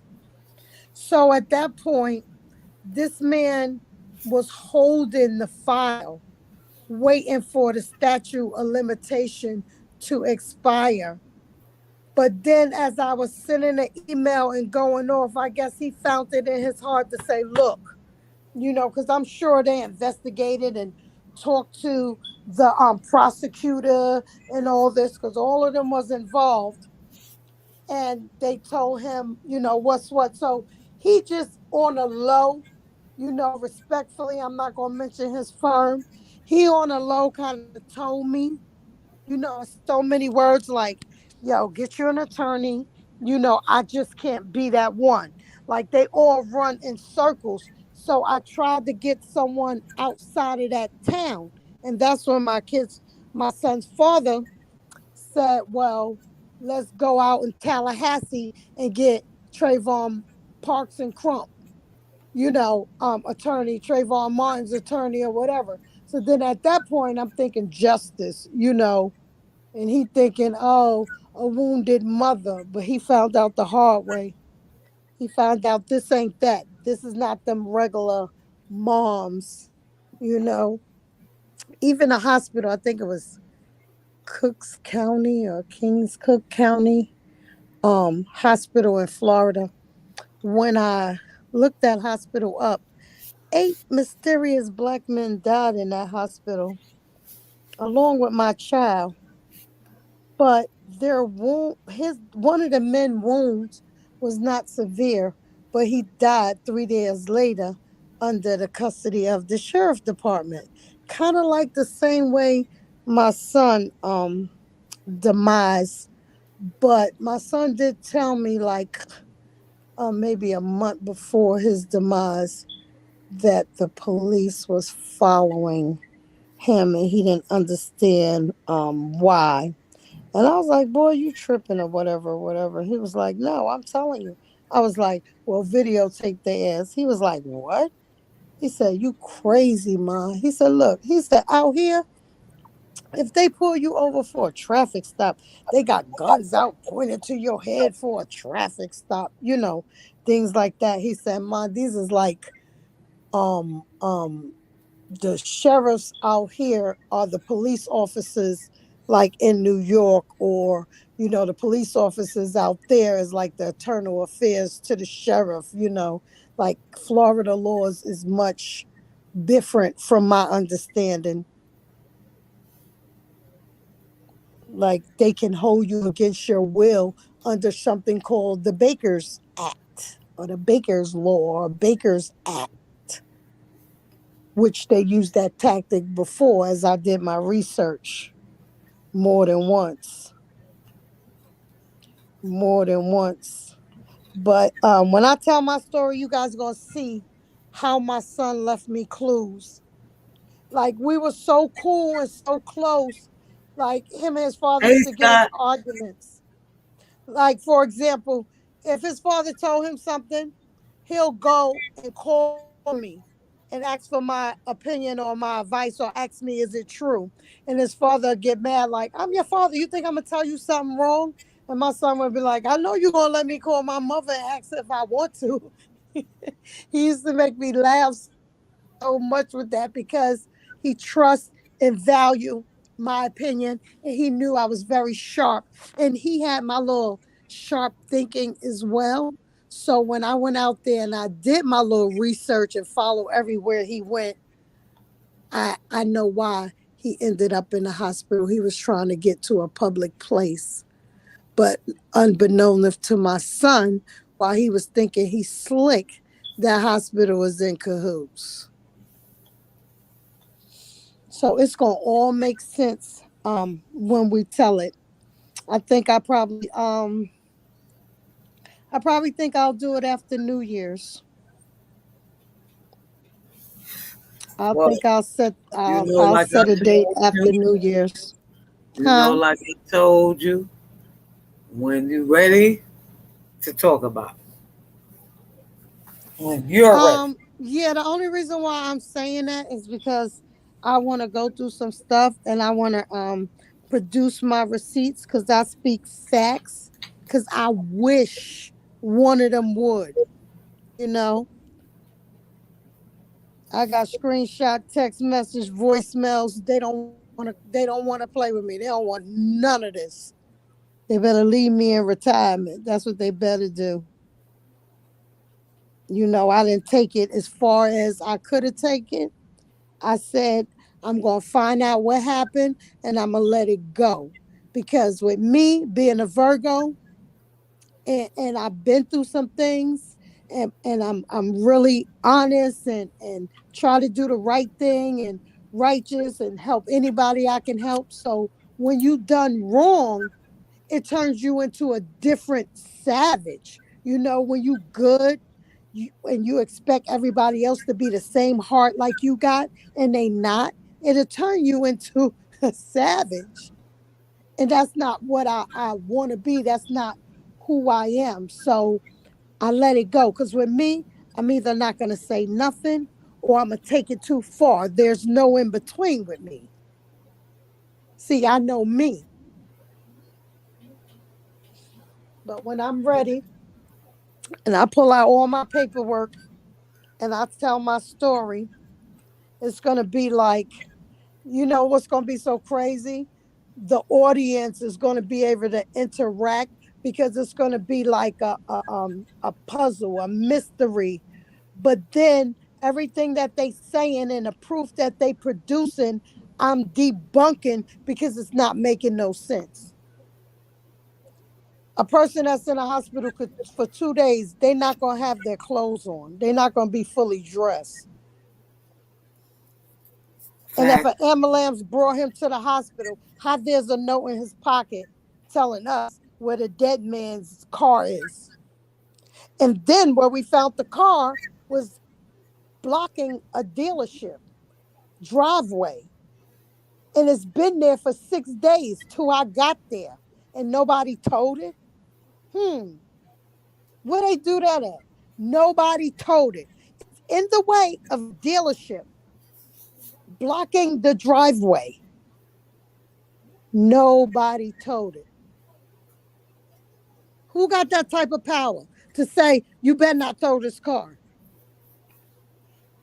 Who? You blocking my place of business, I'm towing this shit. Nobody told it. Unbelievable. Nobody told it. I had no keys, but it was a whole note in his pocket.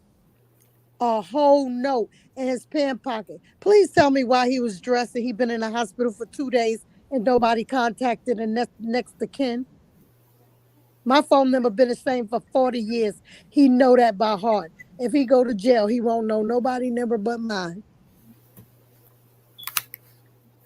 Because it's been the same. And he's a mama's boy, so he's going to call me.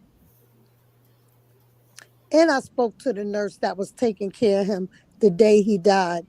And she admitted some stuff too. But when it was time for her to go to court, oh, guess what? Guess what, guys? She can't come to court because she has cancer. The cover up just never stopped. They suspended the police for 30 days with pay. Okay. 30 days with pay. And when they came back to work, I called them every day for a year. Called them, asked for them at the precinct, and told them every day, oh, you going home to your son. But I just couldn't let them forget because they so used to doing this and getting away with it. I just wasn't going to let you forget his name. And before he hung up on me, I am like, this bitch just won't go away. And I'm not. And I called them every day for a year. Every day. For a whole year. Straight. I just didn't want them to just go on with their daily lives and think you was going to forget. I mean, I know they don't have a conscience, but I needed to make sure he was present in their brain every single day, sometimes twice a day. It just depends.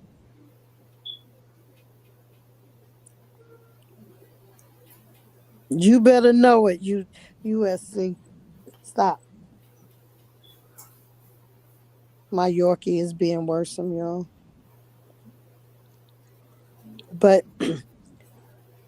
it's been a long journey, and I'm real strong. I'm real strong. I don't look for no sympathy or nothing like that because I ain't no buttery type of person. Kill me with this buttery. Yeah, like the attorney. Soon as that white judge said something to him, he was like, oh, I don't think we going. Well, why wouldn't we win? We got all this evidence. You just spent $1 million, so you say, on all these experts, and you found out they lied. Instead of 3 police officers, it was 8 and all types of shit. So why? I just felt like, I don't know. Like right now, I just felt like he's a liar. But I did get what I wanted to get. I wanted to find out. I accepted what happened. I wanted to find out what happened to him. I found out the truth. And I'm good with that. I'm good with that. I had to find out what happened to my son. And I did. I did. I found out the truth. I ain't let them build no false narrative. You can't tell me anything. None of that. So I found out, and I went from place to place. iPad was going dead because I had my phone, and then I had my iPad just Googling all the places.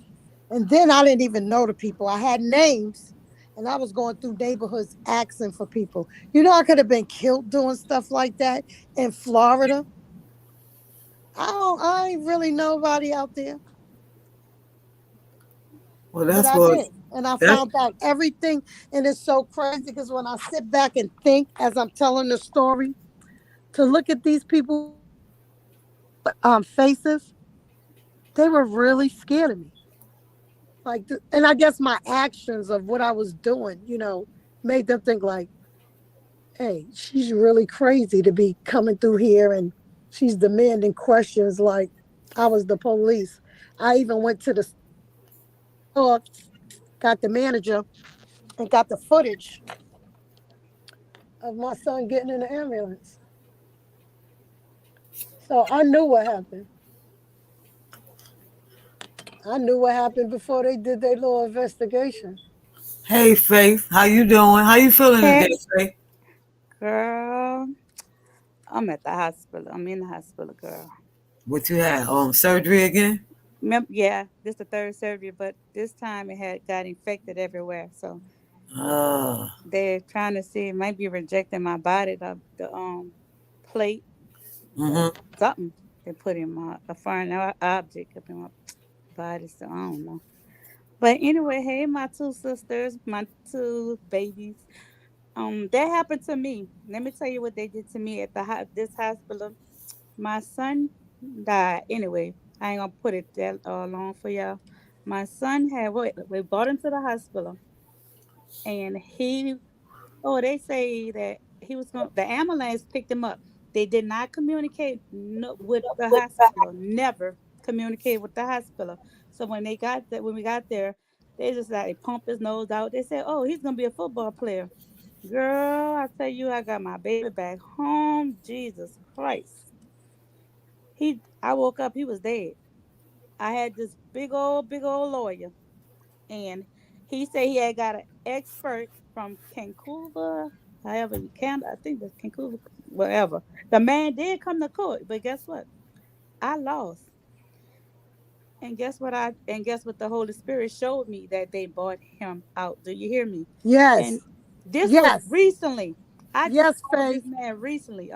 I called him recently and I told him, I said, let me tell you something. I say, do not hang up in my face. I say, thank you. He was like, I'm so glad to hear but little Mel. I said, thank you for buying me out. Okay. The man couldn't say nothing. He knew I was telling the truth. You hear me? He is phony as the day is The long. You hos- hear me? the hospital just killed my mother. My mother, they give her too much of infusion. My mama went there for her leg.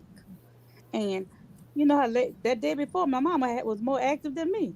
And then Right. that next day her leg started hurting. So she went there just for her leg and came back dead. And they didn't think. I don't know who they think. I don't know. Alice Ito Shears, the lawyer I worked under, I got my paralegal license for state and federal. She was taught me everything. You hear me? She ain't limit. Mm-hmm. She wasn't our culture. Sometimes our culture, they don't want to teach her a lot of stuff, but she taught me Yeah. everything. And baby, when I tell you, they didn't think I was gonna go get the medical records from that hospital. Come on, somebody. And Mm. when I went, got the medical records from the hospital, the ambulance give us some fentanyl, not the street fentanyl, the fentanyl they got at the hospital. Mm-hmm. They give Yeah. they give her that. My mama was having chest pains in that ambulance. It was so much they did to my mama, girl. So I don't mean to call. I know you ain't no girl. Yeah, we young. We young. We gonna No, say we you young. fine. You fine. I They did understand. so much to my mother, and to go against a hospital or ambulance or whatever is hard to do because they are Every time malpractice. there's a black person up there, I see him up there seeing nothing but them teeth, sitting up Don't there grinning. yes, because you know Yeah, I why? know you They done laughing bought him fake because you out. know he black and all you see is them damn teeth Ooh, that thing look a mess. God forgive me. But anyway, glowing like a light bulb. I was about to. I'm glad you said this. It was number confirmation because I was about to get him from my mama case. He was texting me, the group. They was texting and say, "Can we help you?" Oh no, buddy. I'd rather let the kids. I'd rather let the kids expire. You hear me? For to get hurt because messing with some you can mess with me. And I see how you feel. How you saying that, Natir? I'm gonna just say my Natir. Um, I know how you feel. You can mess with me, but don't mess with nobody. Don't mess with nothing for me. And that was my child. You know what I'm saying? And my mama. So, That's right. My mama don't even play. Don't nobody play by mom. girl, Don't nobody and play about your mom, that but you felt get a the same strength out of way. nowhere that you just don't know. When I tell you God guided my footsteps, but when I thought about it, I was Yes, nervous, like, oh my God, like after the fact, but during it, I had the rage of fire. Every me step I too. took, it was like it was just guided and anointed. Ooh, like I was, girl. You would have almost seen me on the news. I'm telling you, I was thinking so. Even I had to say, "No, God, you chose me. I can't do that." But God did start in the Bible. Who was the first murderer that we know of? Him, huh? Come on, somebody. Right, 40. right. He 40 days and 40 nights. You know how many people drown? You know how many kids drown? You know how many You things? know, I And I prayed know on it, that. and he told me, He's he said, mhm. once I revealed it to you, he told Leave me it to alone. let it go. I Let said, my this, mama did you the know, same thing. I was just the about to tell you, Lord I done don't want to showed me. scare I said, you. how he know me better than me? Listen, He I was just do. about to tell you, people call me from all over the world, and I don't charge nothing. I have this gift, prophetic gift I born with. My mama used to say a prophet, no, a psychic. I said, no, mama, don't say no psychic. I don't. Psychic Yeah. be making me stay spooky. They spray stuff, and I'm already from Louisiana. They be trying to tell me everybody from Louisiana. Yeah, we call They, it huh, prophesizing. huh. You can hear me? Y'all can hear me? I know a couple of people like that. Oh I can hear yeah. you. I born with this gift. I don't charge nobody because God word is free. You know what I'm saying? But That's I right. can even tap into spirits. I can tap into your son. I'm probably boss gonna get. I'm gonna probably give boss my number. Like Cross, give her the number and stuff, and I can talk to you like that because I don't give no fake numbers. I give my real numbers. Y'all family. That part, you know. Yeah. I mean, But you're gonna be. He's good. He made it to heaven. That's one good thing. That's a blessing. saying, you know what I mean? But when you hear it, like I know it just took you to a place like God put people in your life for a reason or a season. That's true. That's true. And I believe that, you know, I haven't been on here in a while. Mhm. And Renee, Mecca always tell me if I want to, when I'm ready. And I think I always look at this little show and I always sit back and I think, I was like, I wonder if I just want to know, is he okay? It's just, that closure. I got the closure where I'm okay with what happened. But when it's your baby, it's like I want to know if he okay, and it's yearning Baby, just your to see baby, his silly smile. he was very comedian. He was a very comedian Yes, he person. was. He He loved to was make funny people as I laugh. don't know Yes, what. he Have You I was. ever can't talked get to you before? I never talked. I mad put at boss his face. always on the thing. I never talked. He was. Oh, then he was a mama's boy. He loved his mama, and it's You more, better but know it's it. not.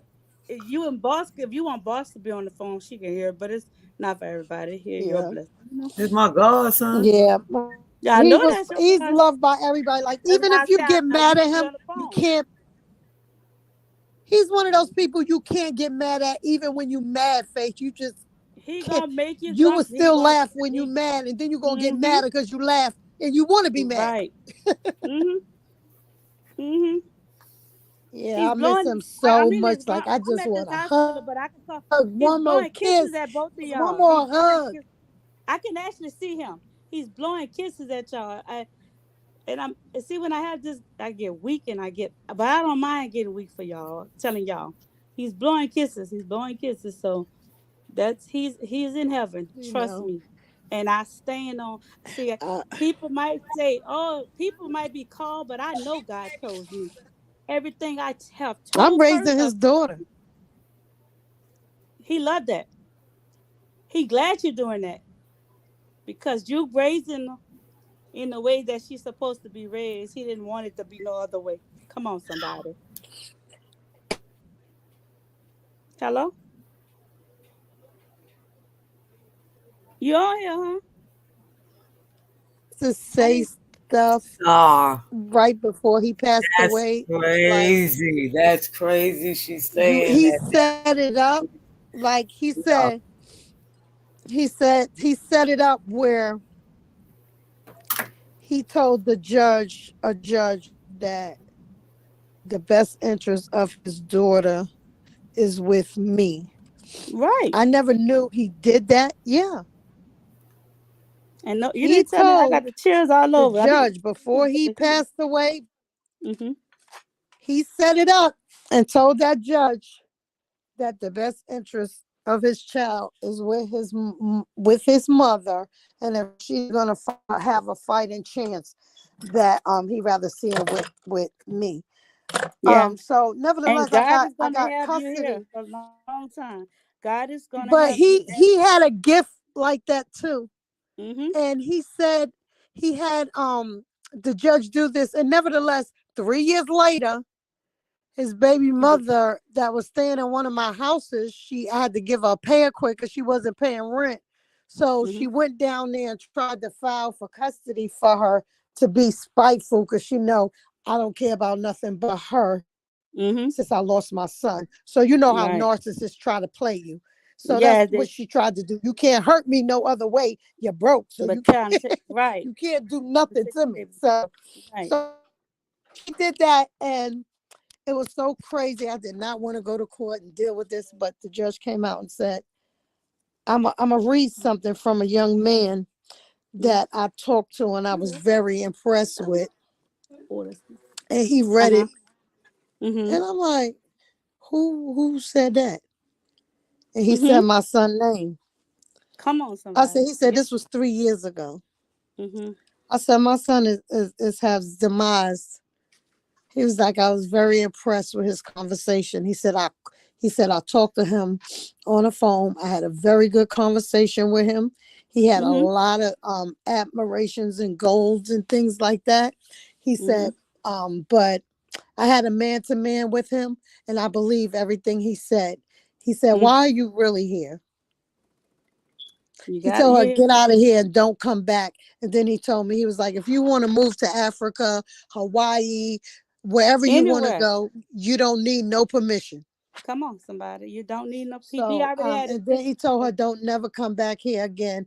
He asked me, he said, you don't want her to see? I said, she can see her anytime she wants to, because I'm not like that. Right. And she haven't seen her attempt to nothing, birthday, nothing.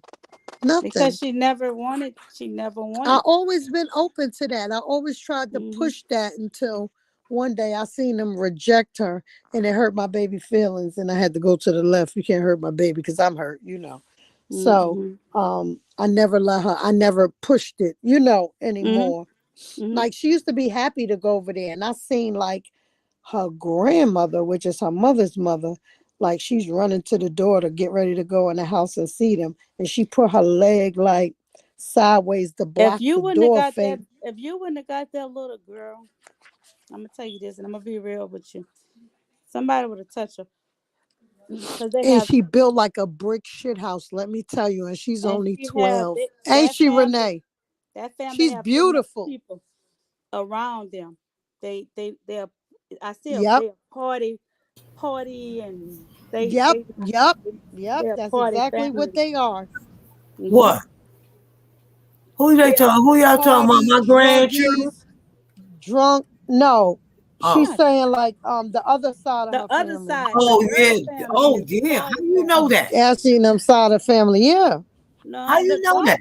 your godson blew a kiss at you. You better catch it, both of y'all. Mama and he blew a kiss at you. I mean, Yeah. this He look, Mac his second mom, cause she had yeah, I two know. boys. And Mm-hmm. I Oh, had boss, and I boss, just had who him. left out? So Boss, he you trying to always trick me on called he had two sisters, so he called Mecca's sons here? his Mm-hmm. brothers. Uh-huh. His No, not brothers his with a V. I'm brother. sorry. His Yes. brother with a Right. V. Yes. Right. With a V. They know they gonna correct us. She gonna correct us, huh? But he's in heaven and he's oh my God, that's the joyful thing. He But have this his I wife. Let me laid tell you him on something. top of my mother. I gave him to my Yeah, mother. He was my mother favorite. it's something you used to cook and he used to love it, baby. He said he getting it better. He said, "Mama, she could cook it better than everybody." It's something you used to cook Yeah. for him all the time, and he used to The love it. stuffing. Yep, He loved that stuffing. it was I something got that on him you one time. We had a big thing.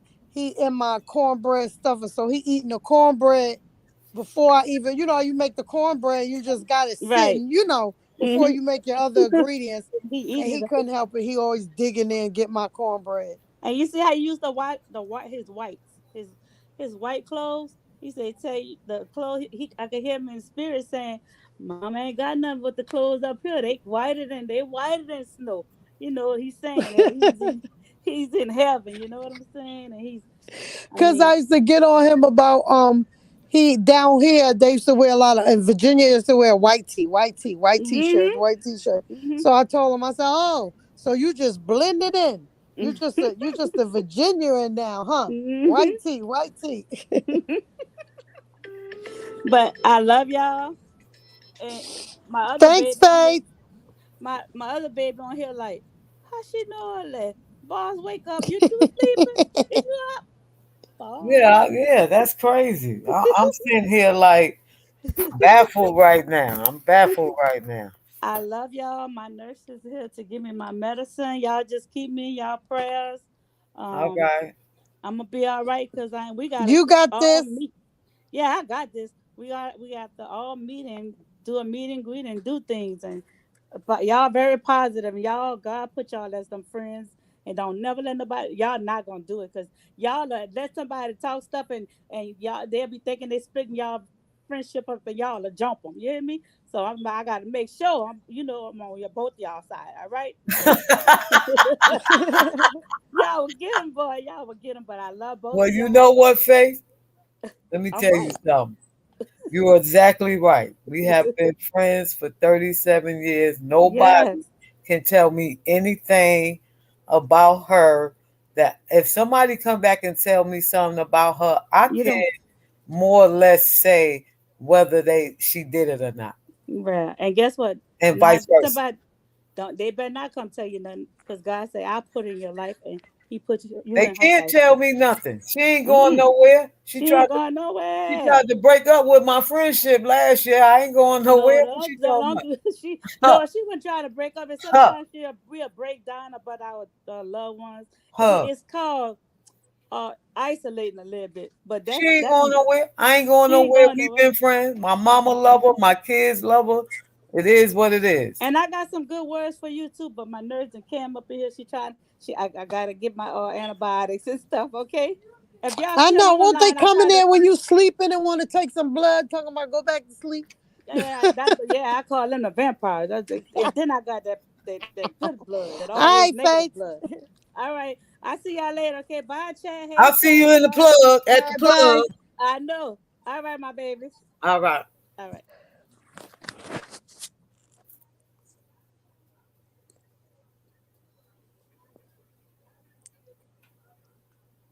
Well, Captain signed out. All right. USC, both of us up here actually have a testimony. But I want her to get hers out first because mines have been told. But we both have a testimony, but I want her to get hers out first. So Y'all, 6 years. And you know what was funny?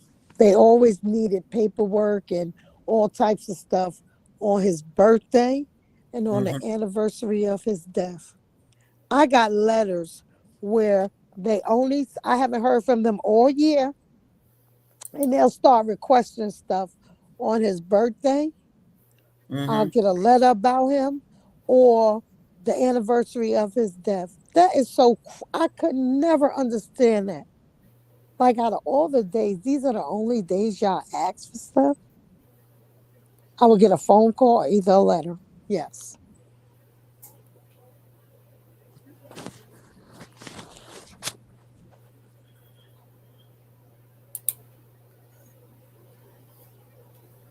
Yeah.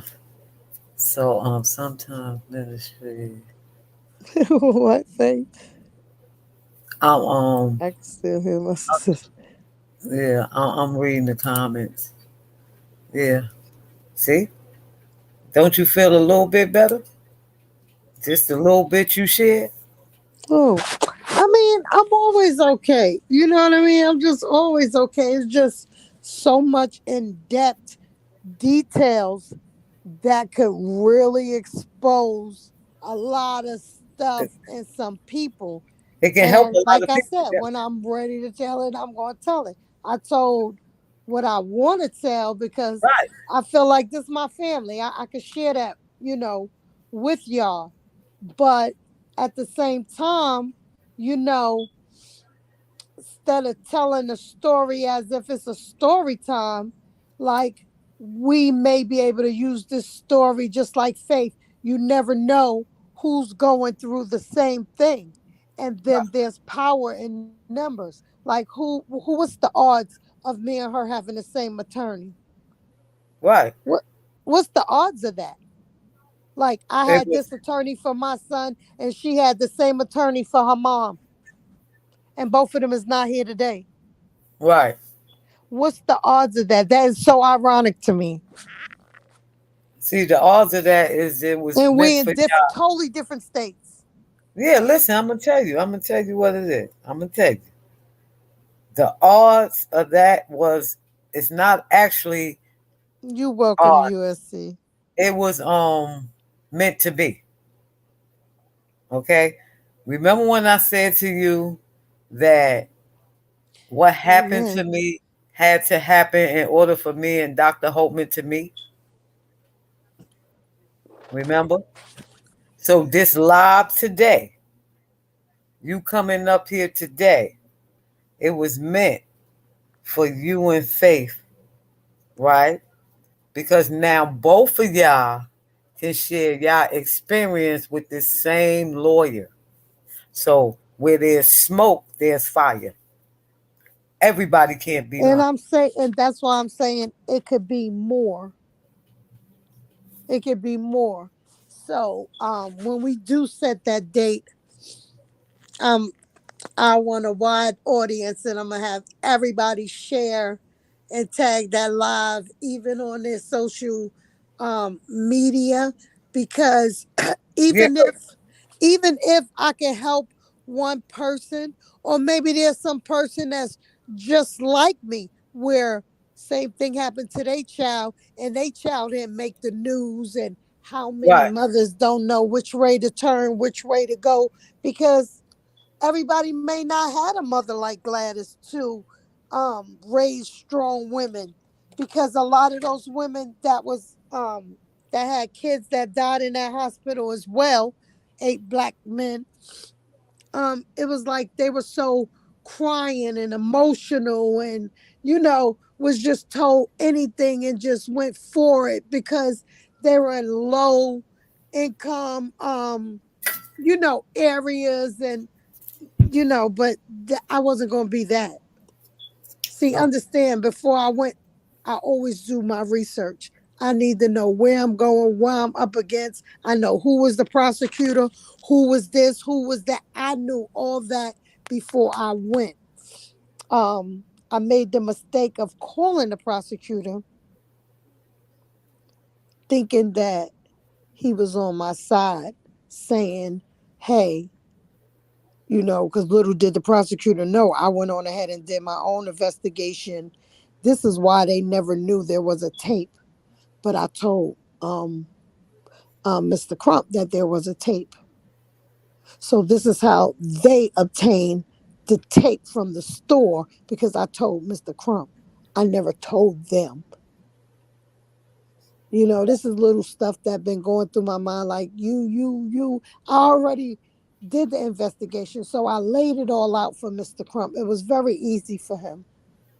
So he got some experts and all that stuff, and they paid the autopsy people. It wasn't the regular hospital autopsy. It was a private one that the police paid for.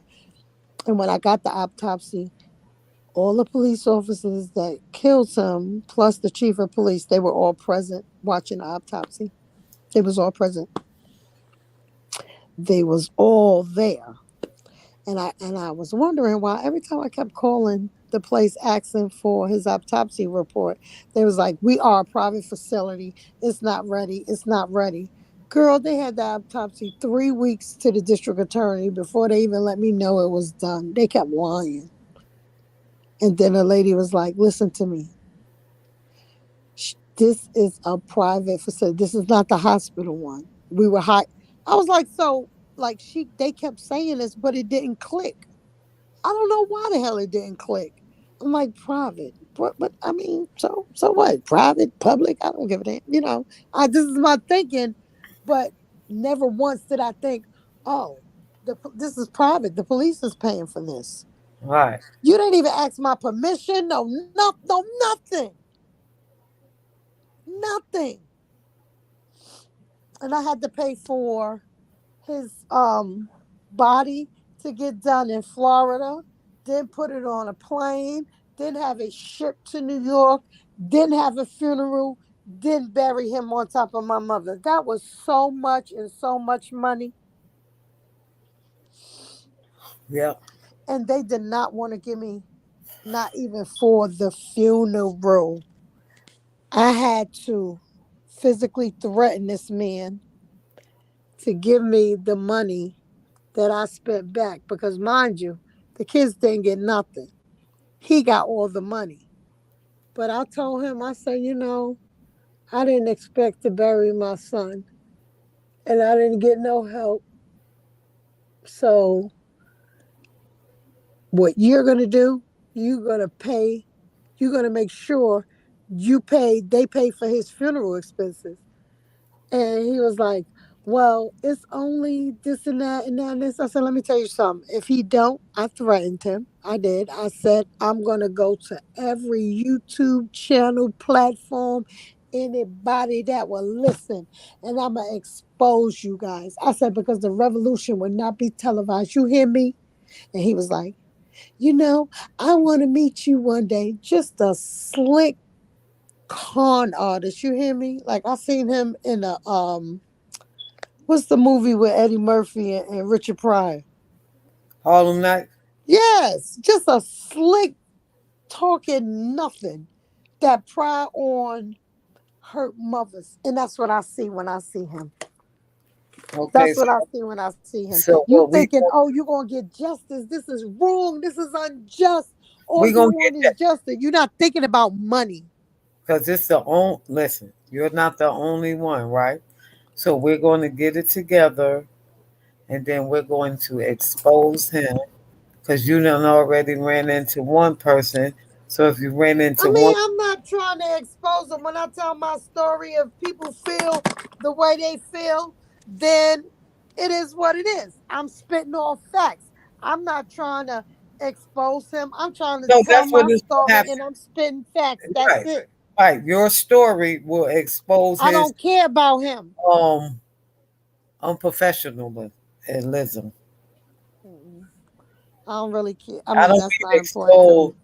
I know that's not important to you, but your story, I know that's not your I'm just hoping that nobody else will fall for it. Exactly. Because it's ironic that it happened to Faith, and I'm sure it happened to Trayvon Martin's mother, And and other father mother, as well. right. So if this story gets out, it's just like girls that got raped. You know, that's a shameful thing to some women, and they don't want to tell it. But once one come out, then another one come out, like the Me Too movement. So you never know how many people have played victim to that, and this may become a whole entity within itself. But I Exactly. don't want to use the term exposed because I'm not vengeful. I'm not trying to be No, exposed vengeful. don't necessarily have to be vengeful. Exposing can mean because you spoke out, now other people is going to come out. And the more people that come out, the more You they're know what I aware. mean? I don't want it to, it can come Exposure can off. be awareness, but let me finish. It can be awareness, not exposure as in you're doing something in malice. No, exposure as in you're letting other people Right, UNC. being aware of what Right, you see what I'm saying. That's what I right. mean by exposure, not like in the malice, like you going out your way to no, because we only deal with facts over here. Yeah. And the I fact, don't want it to seem like I'm bitter or whatever. I right? do want to share my experience because it was really like in a emotional one. It's like having a baby, like for the first time. It's like an out of body, you know, experience, like you dreaming and then you wake up, and then it's like the length that people like the entitlement and the length that they will go to cover up and lie. Like you always hear about it, but it's really weird to experience that on hand. Like it's really weird and scary, and you feel like you're in a twilight zone. Like, is this really real in 2020? What's going on? Yeah, it's really weird.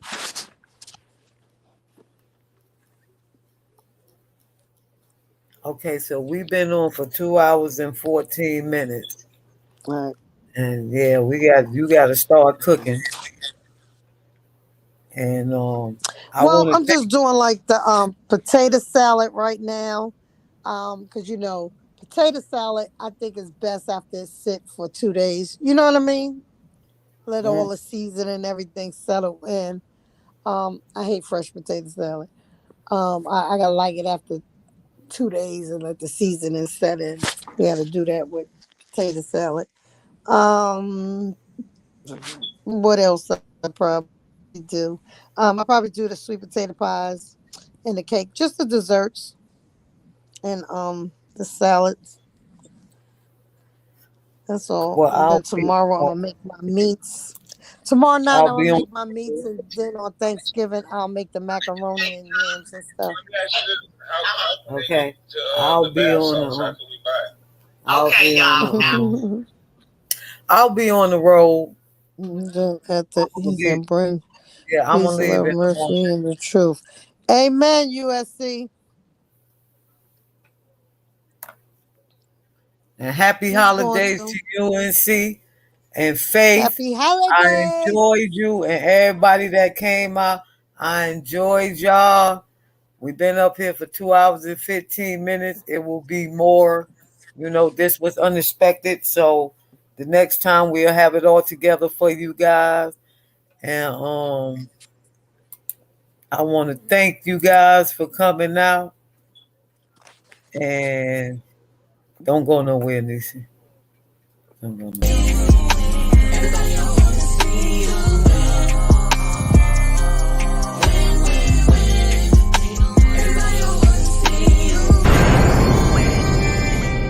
From the boss.